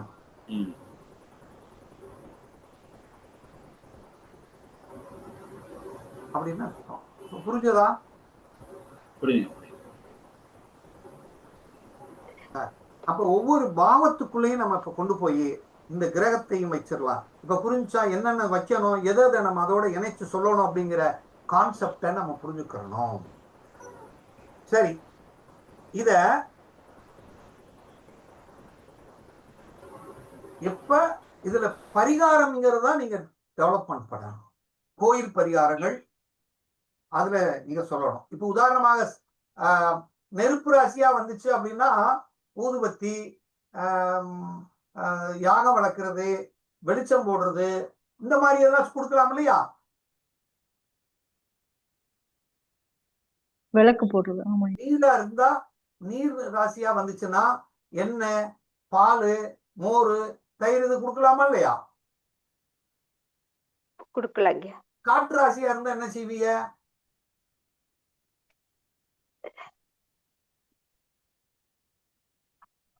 காற்று ராசியா இருந்தா என்ன பரிகாரம் சொல்லுவீங்க? மந்திரங்கள் பரிகாரம் சொல்லலாம். மந்திரத்தை போய் சொல்லலாம். ஆனா மந்திரத்தை அங்க போய் ஒரு ஒளி சவுண்ட் வர்றது மாதிரி வாங்கி வைக்கலாமா இல்லையா? ஆமா. மேளம் அடிக்கிறது, பாட்டு பாடுறது, மந்திரங்கள் சொல்றது மாதிரியான இதெல்லாம் வைக்கலாம் இல்லையா? வைக்கலாம். அப்படின்னு சொல்றோம். இப்ப நிலராசியா இருந்தா உணவுப் பொருள்கள், ஓகே. அங்க தேவையான பொருள்கள் இருக்கும் இல்லையா? அதெல்லாம் நம்ம வாங்கிக்கணும் அப்படின்னு. அப்ப புரிஞ்சதா? புரிஞ்சிச்சுங்க. அப்ப இதுக்குள்ள நம்ம இருக்கக்கூடிய விஷயங்களை துருவி துருவி துருவி பார்த்தோம்னா நிறைய கிடைக்கும். அப்ப பாவகாரகம், கிரக காரகம், எல்லா காரகத்தையும் அந்த இடத்துல நம்ம சொல்லணும். அப்போ நீங்க ஒரு தெளிவான ஒரு ஜோசியரா வர்றதுக்கு ஆசீர்வாதம், இறைவனுடைய அனுக்கிரகமும், முன்னோர்களுடைய ஆசீர்வாதமும், குருவினுடைய ஆசீர்வாதமும் நிச்சயம் தேவை. இருந்தா நீங்க படிச்சிருவீங்க. குரு அவனை ஆசீர்வதிக்கும். குருவை ஏமாத்துறாங்க இல்லையா? குருவை ஏமாத்துறாங்க இல்லையா? ஆமாங்க. ஆமா ஆமா. அவ பெரிய ஆளா வந்துடலாமா? வர முடியாதுங்க. கர்ணன் என்ன குருவை ஏமாத்தினானா இல்லையா? மாட்டினார், பயன்படாம மாட்டினார். புரியுது. குருவை ஏமாற்றக்கூடாது. பீஸ்மர் மாதிரி இருக்கணும். பீஸ்மர் மாதிரி இருக்கணும். அதனால எந்த நட்சத்திரம் நல்லா இருக்குங்கிறத பார்க்கணும். அந்த நட்சத்திரத்துடைய கோயிலுக்கு அடிக்கடி போகணும். பொருளாதாரம் வேணும்னா இரட்டைப்படை பாவங்கள்ல 2, 4, 6, 10 இருக்கக்கூடிய பாவங்களை போய் நீங்க ஆக்டிவேட் பண்ணணும். சந்தோஷமா இருக்கணும்னா ஒற்றைப்படை பாவங்களுக்கு போய் ஆக்டிவேட் பண்ணிட்டீங்கன்னா நீங்க சார்ஜர் ஏத்த ஏத்த, ஏன்னா இறை சக்தியையும் ஆற்றலையும் எங்க இருக்குன்னா கோயிலுக்குள்ளதான், அது இயற்கைக்குள்ளதான் இருக்கு. இளையராஜா அடிக்கடி விசிறி சாமியை போய் பார்ப்பாரு. சேஷாஸ்திரி சாமியினுடைய சிஷியரான ரமண மகரிஷியை போய் பார்ப்பாரு. இந்த மாதிரி ஒவ்வொருத்தரையும் பார்ப்பாரு. விசிறி சாமியை போய் பார்ப்பாரு. கோடி தாத்தாவை போய் பார்ப்பாரு. விசிறி சாமியை போய் பார்க்க போகும்போது எதையுமே பேச மாட்டாரு. கையை மட்டும் பிடிச்சுக்கிடுவாரு விசிறி சாமி. இவர் கையை பிடிச்சுக்கிட்டே இருப்பாரு. முடிச்சோன்னா வந்துருவாரு. அந்த பிறகு இளையராஜாவை கேட்கும்போது சார்ஜ் ஏத்திட்டேன், இன்னும் 1 மாசத்துக்கு எனக்கு சார்ஜ் போதும்ட்டு போயிடுவார். அவர் ஞானி ஆயிட்டாரா இல்லையா? இசைஞானி ஆயிட்டாரா இல்லையா? ஆமாங்க. ஆமா. அது மாதிரி நீங்களும் இதை கற்றுக்கொள்பவர்களும் நாமும் ஒரு மகானை, ஒரு சித்தரை, ஒரு நல்ல குருநாதரை வணங்கணும்னா கற்றுக்கொள்ளலாம். அப்படின்னு அர்த்தம். அவருக்கு தேவையான காணிக்கையை கொடுத்து அவர் நன்னால முடிஞ்சது அவர்களுக்கு காணிக்கை ஏன் கொடுக்குறாங்கன்னா அவர் குருவை சாந்தப்படுத்துவதற்காக. கோயிலுக்கு போகும்போது சும்மா போகக்கூடாது. ஐயா கோயிலுக்கு போகும்போது எப்படி போகணும்? புரியுது. குருவை பார்க்க போகும்போது சும்மா பார்க்கக்கூடாது அப்படின்னு. ஏன்னா ஒரு மனிதனுக்கு எது மேல ஆசை இருக்கும்? பொருள் மேல, உணவு மேல, பண்டங்கள் மேல. நான் என்னுடைய குருநாதர் ஒருத்தர் பெரிய மந்திரவாதி இருந்தார். அவரை பார்க்க போகும்போது அவருக்கு வந்து நெய் சேவை பிடிக்கும், வாங்கி போய் கொடுப்பேன். என் பிள்ளை வந்தா நெய் சேவை வாங்கிட்டு வந்துருவாங்க, வாங்கி சாப்பிடுவாரு. இந்த இடத்துல நெய்ங்கிற வார்த்தை, நெய்னா குருன்னு தானே அர்த்தம். அதனால அதை போய் வாங்கி கொடுத்தாங்க, சாப்பிடுவாரு. அவர் பெரிய மந்திரவாதி, இப்படி பொருளெல்லாம் வரவழைப்பாரு. நம்மளுடைய பாரம்பரியமா யாரை போய் பார்க்க போனாலும் சரிதான், ஏதோ வாங்கிட்டு போறதுதான், ஏதோ ஒண்ணு வாங்கி போவோம். கோவில் பார்க்க போகும்போது வாங்கிட்டு போகணும், நம்மளை பார்க்க வந்தாலும் கொடுக்கணும். நம்ம கிட்ட போனா அது கிடைக்கும் அப்படின்னு பார்க்கணும். அதுதான் நம்மளுடைய உயர்வை செய்யணும். தெய்வம்ங்கிறது உயர்வானது. நீங்க நல்லா பார்க்கணும், தெய்வம்ங்கிறது உயர்வானது. குரு என்பது நம்ம தெய்வத்தை நேரடியாக பார்க்க முடியாது. ஒரு குரு வந்துதான் நமக்கு தெய்வமாக இருந்து வழிகாட்டுகிறார். தாய் தந்தைகள் குரு, இந்த 3 பேர் தானே தெய்வம்.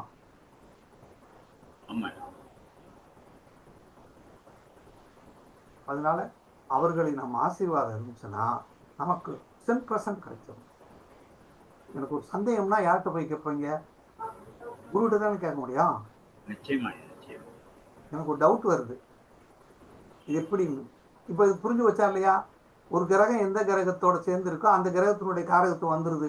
ஒரு பாவம் எந்த பாவத்தோட சேருதோ அந்த பாவத்தினுடைய காரகத்துவம் வந்துருதா இல்லையா? நீங்க எந்த குருவை தேர்ந்தெடுத்துக்கிறீங்களோ அந்த குரு விட்டு இருக்குது, உங்களுக்கு வருமா வராதா? ஐயா நான் போர்டில் எழுதும்போது நான் 1ல இருந்து 5வது வரைக்கும் படிச்சிருப்பேன் இல்லையா, அந்த டீச்சருடைய எழுத்து இருக்குமா இருக்காதா? நிச்சயமா இருக்கும். அந்த எழுத்து தான் வரும். எப்போ படிச்ச ஆனா, எப்போ படிச்ச காணா, அவங்களுடைய எழுத்து இருக்கும்யா. எங்க டீச்சர் ஒண்ணு எழுதுவாங்க, என் 3வது டீச்சரு சுஷ்லா டீச்சர் எழுதுவாங்க. அவங்க எழுதும்போது அந்த எழுத்தை நான் எழுதுவேன். ராணின்னு எழுதுனாங்க, ராணி ராஜான்னு எழுதும்போது அவங்க என்ன எழுதுவாங்கன்னா அப்படி எழுதுவாங்க. பாத்தீங்களா? அப்ப இந்த எழுத்துக்குள்ள யார் இருக்கா? சுஷ்லா டீச்சர் இருக்காங்க. எங்க இருக்கு? எந்த காலத்துல இருந்து 60 வயசுக்கு முன்ன நீங்க கிட்டத்தட்ட 50 வயசுக்கு முன்ன பேசின சுஜிலா டீச்சர் ஞாபகம் வந்துட்டாங்க இந்த ராவுல. அவங்களுக்குள்ள இருக்காங்க, அந்த எழுதுக்குள்ள இருக்காங்க. எனக்கு பரமசிவன் ஒரு வாத்தியார் வந்து டிராயிங் கத்து கொடுத்தாரு, எழுத்து எழுதுறதுக்கு. அந்த நட்சத்திரம் தெய்வம் எழுதுறது எழுதிக்க பாருங்க. அவரு அதுக்குள்ள பரமசிவன் இருக்காரு. அந்த மூக்கு, எங்க டீச்சர் ஒருத்தங்க மூக்க வைக்கலாம், மூக்க கட் பண்ணுவாங்க, அந்த மூக்க வையன்னுவாங்க. அந்த எழுத்த மூக்கு வச்சுக்கலாம், மூக்க வையன்னுவாங்க சாவித்திரி டீச்சர். அப்ப அதுக்குள்ளே அவர்கள் இருக்கிறார்கள். குரு இருப்பார், தாய் இருப்பார். எங்க அப்பா நல்லா படிச்சிருந்தாருன்னா அது இருக்குமா இருக்காதா? எங்க அம்மா நல்லா படிச்சிருக்காங்கன்னா அது இருக்குமா இருக்காதா? எங்க அப்பா நல்ல பேச்சாளர், எங்க அப்பா மேடையில வந்து 3 மணி நேரம் பேசுவாரு. இப்ப நான் பேசுறேன்னா இல்லையா? நான் வந்து மேடையில பேசணும்னா யாரை பார்த்து பழகிட்டேன் தெரியுமா? காவனா காளிமுத்து பத்தம் பழகு. காவனா காளிமுத்து சபாநாயகர் காளிமுத்து. ஓகே. எப்படி பேசுவாரு நினைப்பீங்க? அருமையா இருக்கு. அருமையா பேசுவார். அந்த பேச்சு என்னை ஈர்த்தது. என் பேச்சுக்குள்ள அவர் இருப்பார் அப்படின்னு நினைப்பேன். என் பேச்சுக்குள்ள காளிமுத்து இருக்கணும், சாலமன் பாப்பையா இருக்கணும். உங்களுடைய ஜோதிட சொல்லும் போது இந்த கலைப்பிரியன் இருக்கணும்.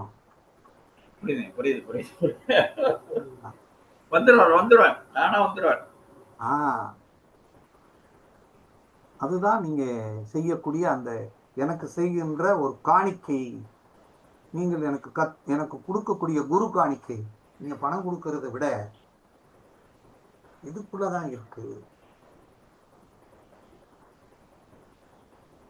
இல்ல நான் சொல்ற வார்த்தைகள் எப்படி இருக்குன்னு பாருங்க, அதைத்தான் நீங்க பின்பற்றணும். புரியுது புரியுது. பலன் சொல்லும்போது ஒரு நாள் வந்து தேனிக்கு பக்கத்துல ஓடைப்பட்டின்னு ஒரு கிராமம். அந்த ஊர்ல ஒரு விசேஷம், கல்யாணத்துக்கு போயிருக்கோம். பாரம்பரியமா ஜோசியரா இருக்கக்கூடிய எங்கள் முன்னோர்கள் ஒரு குடும்பம். ம், அவங்க அப்பா ஜோசியர், அவங்க அண்ணன் தம்பி எல்லாருமே ஜோசியர். ம், அதுல மூத்தவர் வர்றாரு, அங்க வர்றாரு. ம், ம். அவர் வந்த உடனே ஒரு நைட்டு 1:30 மணிக்கு 1 மணிக்கு மேல ஒரு பிள்ளையார் கோயில்ல அரசு மரத்துக்கு அடியில் உட்காந்துக்கிட்டு, உன்னை ஜோசியர்னு உங்க மாமன் சொல்றானேடா, நான் உன்னை ம். கேள்வி கேட்கணும்ல அப்படின்னு கேள்வி கேட்கிறார் ஜோசியத்துல. சொல்றேன், அடிக்கிறேன், அவர் கேட்கிற கேள்விக்கெல்லாம் பதில் சொல்றேன். அப்ப சொல்றாரு, பரவாயில்லப்பா, தெளிவா தானே படிச்சிருக்கடா, ம், ம், ம். தெளிவாத்தான் ம். படிச்சிருக்க அப்படின்னு சொல்றாரு. அப்ப நீங்க கேட்கிற கேள்வியில் தெளிவு வர வேண்டும். நீங்க ம். சொல்ற சொல்லையும் தெளிவு இருக்க வேண்டும். வாக்கு பழித வேண்டும். வாக்கு பழித ஐயா அவங்க என்ன ஐயா கேள்வி கேட்டாங்க அந்த ஐயா? அவரா நட்சத்திரங்களை பத்தி நிறைய கேட்டார். சரிங்க. அதே மாதிரி ராசிகளை பத்தி கேட்டாரு, கிரகங்களை பத்தி கேட்கிறாரு. இந்த கிரகம் இப்படி இருந்தா என்ன செய்யும், ஏன் அந்த கிரகத்துக்கு இப்படி சொல்றாங்க அப்படின்னு கேட்கிறாரு. இப்ப உதாரணம் பாருங்க, ஒருத்தருக்கு 10ஆம் வீட்டின் அதிபதி, ஒருத்தருடைய 10ஆம் வீட்டின் அதிபதி, இப்ப 10ஆம் வீட்டின் அதிபதி அம்சத்தில் போய் எந்த ராசியில் இருக்கிறாரோ அந்த ராசியாதிபதியினுடைய காரகத்துவத்தில் அவன் தொழில் செய்வான்.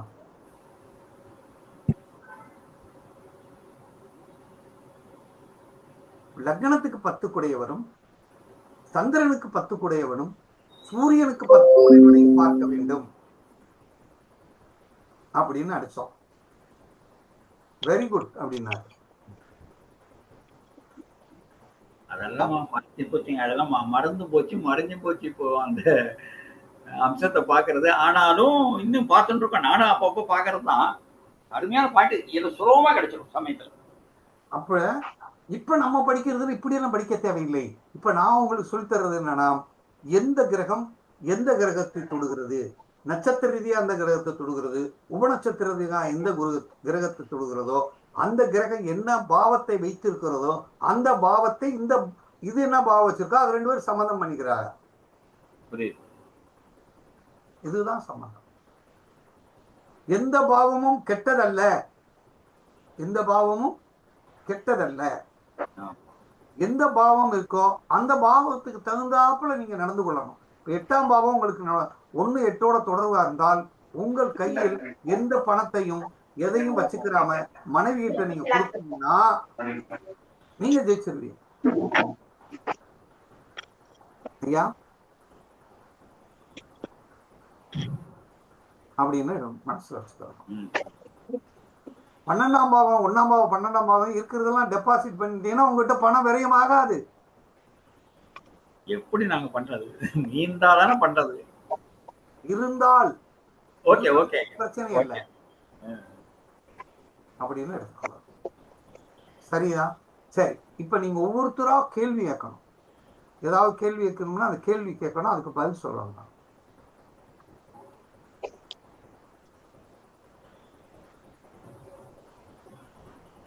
ஒருத்தர கேள்வி.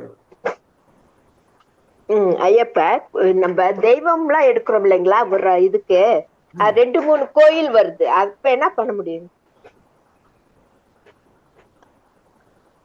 இப்போ ஒரு கோயில் எனக்கு வந்து 2ஆம் பாவத்தை ஒரு கோயில் இயக்கணும்னா 2ஆம் பாவத்தை வச்சிருக்கு, 4ஆம் பாவத்தை வச்சிருக்கு.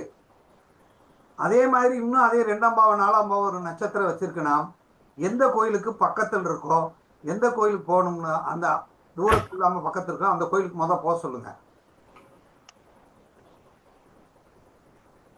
இன்னொன்னு, ஒருத்தருக்கு வந்து இப்ப திருமணம் நடக்கல, தடுக்கிறது எதுன்னு எந்த தடுக்கிறது எந்த கோயில்னு பார்த்து அந்த தடுக்கிறது கெடுக்கிறது எந்த கோயில் இருக்கோ அங்க போக சொல்லுங்க. புரியுது புரியுது. கெடுக்கிறது கெடுக்கிற கோயில். ஓகே ஓகே ஐயா எனக்கு இன்னொரு வாட்டி சொல்லுங்க, புரியல. இப்ப வந்து எனக்கு வந்து திருமணம் ஆகல அப்படின்னா எந்த பாவம் நடக்கும்? 2 6 10 நடந்துச்சுன்னா திருமணம் வேகமா நடக்காது. சரிங்க. 2 6 10 நடந்தா என்ன செய்யாது? திருமணம் நடக்காது, லேட்டாதான் ஆயிட்டு அப்படிங்கிறது தெரிஞ்சிருச்சு. இந்த 2 6 10 க்ளோஸ் பண்றது எந்த பாவம்? 3 7 11 தொடர்பட்டு ஓடி 3 போயிருமா? 7 11ங்க.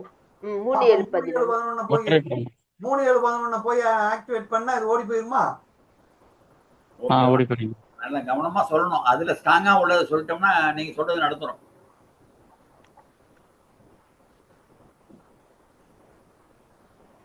அப்படி நம்ம பார்க்கணும். ஒருத்தருக்கு 6ஆம் பாவம் வேலை இல்லாம இருக்கான், 5ஆம் பாவம் தானே நடந்துட்டு இருக்கோம். 5 9ன்னு வேலை இல்லை, புரியுது புரியுது. 5 9ன்னா வேலை இல்லை. இந்த 5 9 கெடுக்கிறது எது? 2 6 10யா?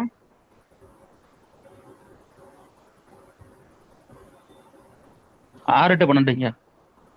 நல்லா பாருங்க, 5ஆம் பாவத்தை கெடுப்பது யார்? 3 7 11ங்க. 5ஆம் பாவம் இருக்கு இல்லையா? ஆமா, அது 12 4 8 12. எஸ் ஐயா. இப்ப 5ஆம் பாவம் இருக்கு. 5ஆம் பாவத்துக்கு 5ஆம் பாவம் தான் வேலை இல்லை. 5ஆம் பாவம் வேலை இல்லைன்னா அவன் வேலைக்கு போகணும். நல்லா பாருங்க, அவன் வேலைக்கு போகணும்னா எந்த பாவம் வேலைக்கு போகணும்னா எந்த பாவம் இயங்கணும்? 6 8 12ங்க. 6 8 12. 6 8 12 2 6 10 இயங்கணும். 2 6 10 இயங்கணும். 2 6 10 இயக்குனா தானே அவன் வேலைக்கு போவான்.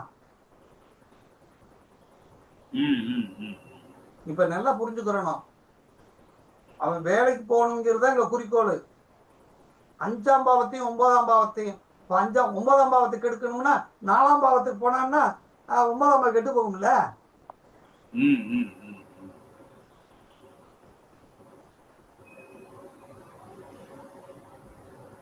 புரியுதா? அப்படின்னு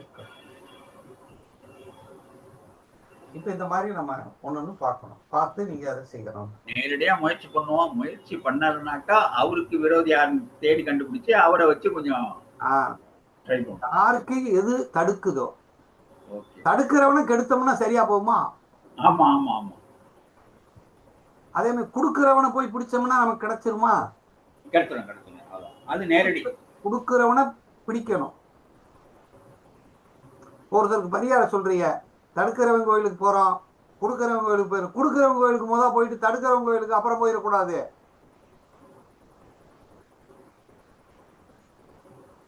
ஆமா ஆமா, அது குழப்பிடக்கூடாது. ஏதாவது ஒண்ணுதான் சொல்லணும், குழம்பிடும். முதல் இதை போய் செஞ்சுட்டு வாங்க, அப்புறம் அடுத்து நீங்க இதை போய் செய்யுங்க. ஆமா ஆமா, அதுல ரிசல்ட் நல்லா வரலன்னா இன்னும் கொஞ்சம் அடிஷனலா பண்ணணும். அடிஷனலா சொல்லணும், அப்பதான் நீங்க ஜெயிக்க முடியும். சரியா? ரைட். அடுத்து வேற கேள்வி. வரதராஜர் நீங்க கேளுங்க.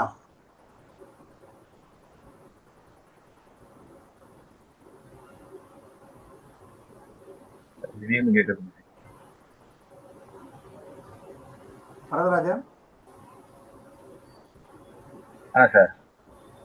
கேள்வி கேள்வி.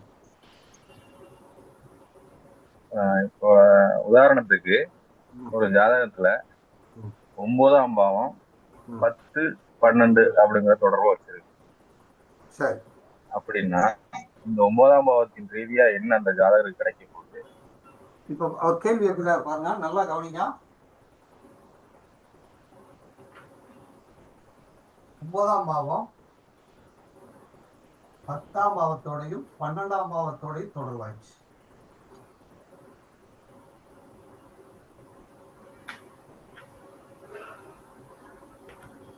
இப்போ 9ஆம் பாவம் 10ஆம் பாவத்தோட தொடர்பாயிடுச்சு, 9ஆம் பாவத்தோட தொடர்பாயிடுச்சு. 9ஆம் பாவங்கிற காரகத்துவத்தை இந்த 10ஆம் பாவம் டெவலப் ஆகுமா, கெடுக்குமா, தடுக்குமா? என்ன செய்யும்? டெவலப் பண்ணும். அது என்ன செய்யும்? 90% பாவம் இல்லையா? ஆமா சார். ஆனா அதே நேரத்துல அந்த 12ஆம் பாவம் என்ன செய்யும்? இந்த 9ஆம் பாவத்தை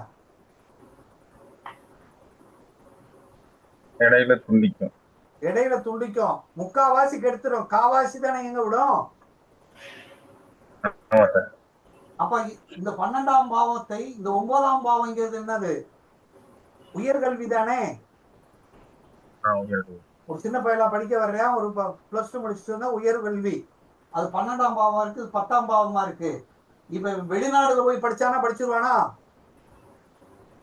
ஆமா சார். எங்க போனா படிச்சா படிச்சிருவியா? வெளிநாட்டுல. வெளிநாடு போனால் படிப்பு படிச்சிருவான். அது எப்படிப்பட்ட படிப்பா படிச்சிருவான்? உயர்வான படிப்பா படிச்சிருவானா?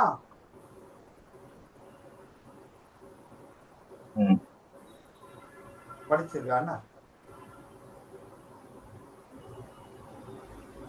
இது படிப்பு எடுத்துக்கிட்டோம். இந்த 9ஆம் பாவத்தில் வேற ஏதாவது ஒரு காரகத்துவம் சொல்லுங்க.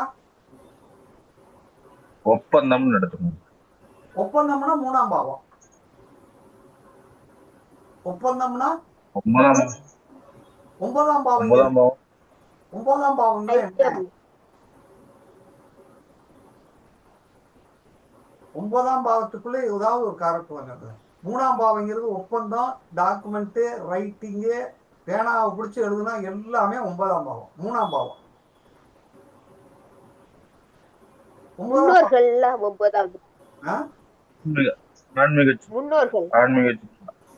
ஆன்மீக சிந்தனை.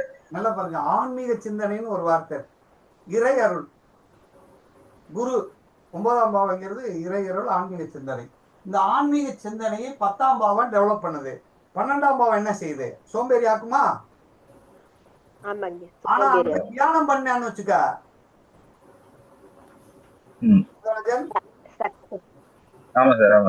மறந்து போய் தியானம் பண்ணி ஒரு காட்டுலயோ ஒரு மறைமுகமான இடத்துல போய் பண்ணான்னு என்ன ஆயிருவியா? சரியா வரதராஜன்? சரி சார். வேற என்ன? 9ஆம் பாவம் அப்பா. 9ஆம் பாவம் அப்பா. அப்பாவுனால கௌரவம் இருக்கு. அப்பாவுனால கௌரவப்படுவான், அப்பாவுனால புகழும் படுவான், அப்பாவுனால விரயத்தையும் படுவானா இல்லையா? ஆமாங்க. 12ஆம் பாவம் அப்பாவுக்காண்டி செலவு பண்ணுவாருன்னு சொல்லுவாங்க. அப்பாவுக்காக விரயம் பண்ணுவேன், செலவு பண்ணுவேன். அப்பா மேல ஒரு பயம் இருக்கும், பயம் கலந்த மரியாதை இருக்கும். அப்பா அடிக்கடி ஆஸ்பத்திரிக்கு போவாரா?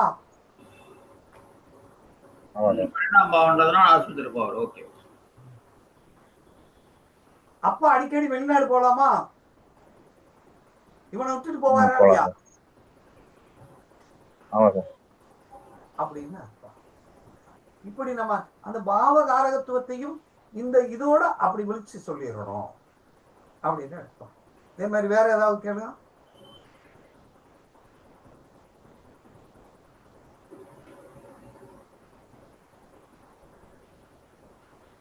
வேற யாராவது கிழக்கு அடுத்த வேற ஆள் யாராவது வேற சாந்தாமா ஏதாவது கேளுங்க பாப்பா.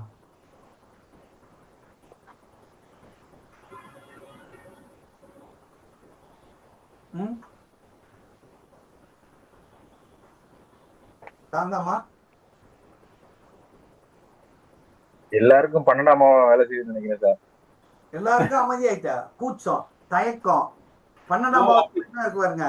தயக்கம், வெக்கப்படுறது, கூச்சப்படுறது, ஓய்வு, தூக்கம், மயக்க நிலை. சாப்பிடுற நேரம் வந்துருச்சு இல்லையா? இல்லைங்க, நம்ம கிட்டத்தட்ட எல்லாத்தையும் கவர் பண்ணிட்டோம். அதனால ஒரு சரி. இப்ப இந்த வகுப்பு எப்படி இருந்துச்சு? நம்ம 50 நாள் பயணிச்சிருக்கோம் இல்லையா? இந்த 50 நாள் நம்ம ஒரு ஒண்ணா இருந்திருக்கோம். கிட்டத்தட்ட ஒரு 50 மணி நேரம் பேசியிருப்போம்னு வச்சுக்கோங்க. இந்த 50 மணி நேரத்துல யோஜனமா இருந்துச்சா? தெரிஞ்சுக்கிட்டோமா? இல்ல இன்னும் தெரியணும்னு நினைக்கிறோமா? இல்ல எனக்கு போதுமா அப்படின்னு அந்த மனநிலை எப்படி இருக்கு? யாராவது சொல்லுங்க பாப்பா.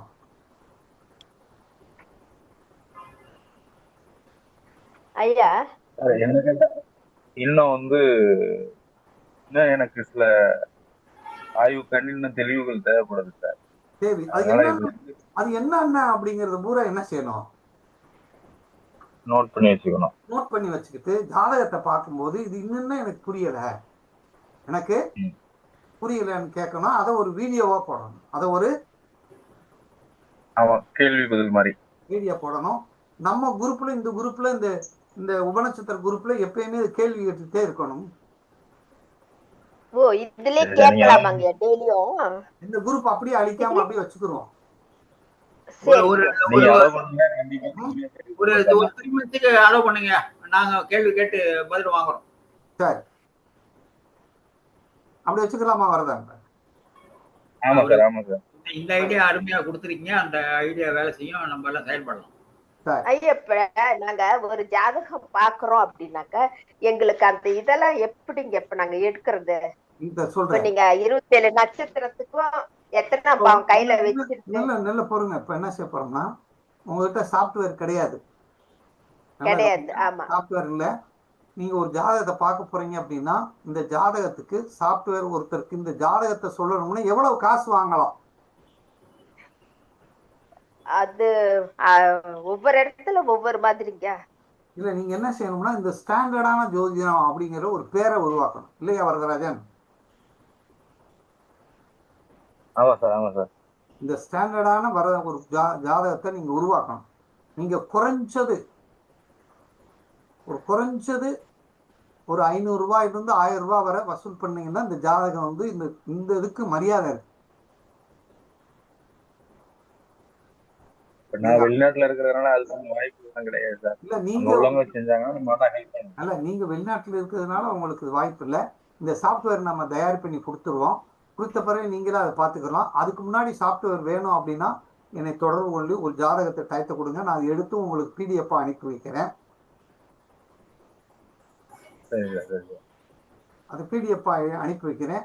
அதை நீங்க பார்த்துட்டு எனக்கு இப்படி இப்படிலாம் சொன்னேங்கிறத இந்த குரூப்ல போட்டு விடுங்க. சரிங்க. போட்டு விடுங்க. எனக்கு அதுக்கு ஒரு கட்டணம் கொடுங்க. ஒரு பிடிஎஃப் அது எவ்வளவுன்னு சொல்லிடுங்க, நாங்க குடுத்துட்டு பிடிஎஃப் போட்டு தந்துருவீங்க. நீங்க எவ்வளவு காசு வாங்குவீங்கன்னு பார்க்கணுமா? நாம சாம கேட்டா ஐயா நாங்க இன்னும் அந்த அளவுக்கு தயாராகலைங்க. நீங்க சொல்லுங்க.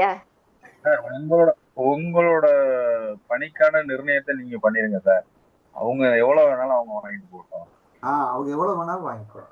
இப்ப ஒரு பிடிஎஃப் ஆமா கொடுக்குற சார். ஜாதகத்தை நீங்க என்ன செய்யணும் அப்படிங்கிறத பாருங்க. உங்களுக்கு நான் அந்த கவர் ரெடி பண்ணி வச்சிருக்கேன். எனக்கு இந்த மாதிரி கவர் நான் பல வருஷத்துக்கு முன்னாடியே நினைச்சிட்டேன். இந்த ஜாதகத்தை இந்த பாத்தீங்களா, ஜாதகத்துக்கு இது இந்த மாதிரி மஞ்சள் பேப்பர்ல நீங்க ஜாதகத்தை இனிமேல் எடுத்து கொடுக்கணும். இப்படி ஒரு ஜாதகம் வேணும்னா, இந்த ஜாதகம் யாராவது கேட்டாங்கன்னா இந்த ஜாதகத்தை கொடுக்கறதுக்கு ஒரு 700 ரூபாயாவது வாங்குங்க. நல்லா கவனிங்க. இந்த ஜாதகத்துக்கு ஒரு 750 ரூபா வாங்குங்க. சரியா? புக் மாதிரி எழுதி கொடுக்குற மாதிரி. இல்ல புக்கில் எழுதி தர வேணாம். இந்த பிரிண்ட் எடுத்துடலாம் மஞ்சள் பேப்பர்ல. ஆமா. இந்த மாதிரி நீங்க இப்போ நான் இந்த மாதிரி பிரிண்ட் எடுத்து உங்களுக்கு ஜாதகமா கொடுத்துறேன் அப்படின்னு சொல்லிட்டு இதை எழுதி வாங்குங்க. இதை இந்த இந்த பேப்பரோட நான் உங்களுக்கு அனுப்பி வச்சிடுறேன். அது எத்தனை பக்கம் வருங்க? அது இது ஒரு 10-11 பக்கத்துக்கு வர்ற மாதிரி. Okay okay, super super. Right right. இது ஒரு 700 ரூபா வாங்குங்க. புரியுதுப்பா. ஜாதகம்னா கொடுத்துறாங்க. இப்போ 700 1000 வரையும் கொடுக்குறாங்க புது ஜாதகத்துக்கு. இதே மாதிரி பிரிண்ட் எடுத்து கூட நான் அனுப்பி வச்சிடுறேன். புரியுது புரியுது. இதே பிரிண்ட் எடுத்து இந்த ஜாதகத்தை நான் அனுப்பிடுறேன். Okay okay. சரியா? அப்படி செஞ்சிடலாமா? நீங்க இதை பலனை பார்த்து சொல்லுங்க.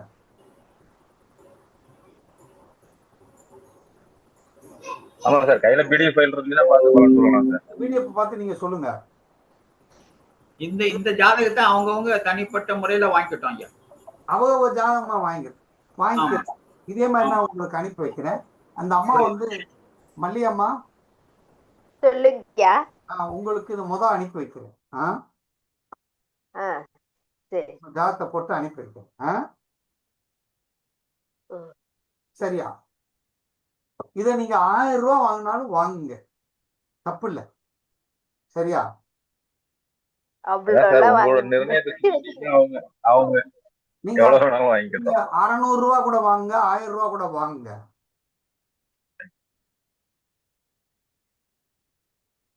சரியா? ஐயா எங்களுக்கு புக்கு போட்டு ஏற்கனவே ஒருத்தர் கொடுத்துட்டாங்கய்யா. ஒரு பெரிய ஒரு வேற யாருக்காவது தேவைப்படுச்சுன்னா இதை தேவைன்னா நான் கண்டிப்பா உங்ககிட்ட வாங்கிக்கிறேங்க. இதை வாங்கிக்கிறேன். ஓகே. எங்க பிறந்த குழந்தைக்கு அந்த டைம்ல உங்ககிட்ட சொல்லிட்டா போட்டு கொடுத்துருவீங்க. அதை போட்டு கொடுத்து நான் அந்த ஜாதகத்தை அனுப்பிவிட்டாலும் நீங்க பார்த்து கூட அப்படியே சொல்லிடலாம். ஓகே, ஆமா, அந்த மாதிரி நான் வாங்கிக்கிறேங்க. சரி, ஓகே,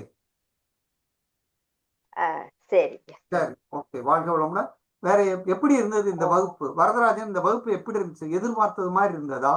தெளிவா இருந்ததா? இல்ல டீச்சிங் எப்படி இருந்துச்சு? அதை சொல்லுங்க. ஆமா சார், நான் உண்மையை சொல்லிடுறேன் சார்.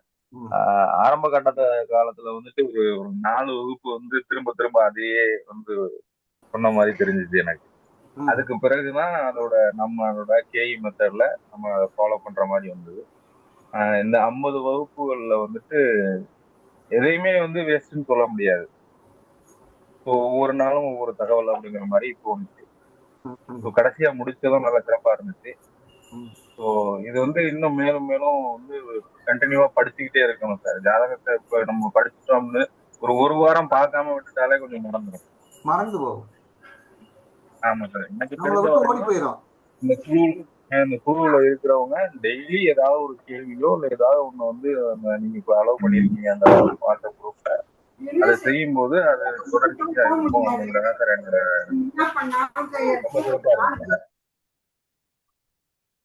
ஓகே, அந்த மாதிரி செய்யலாம். ஓகே,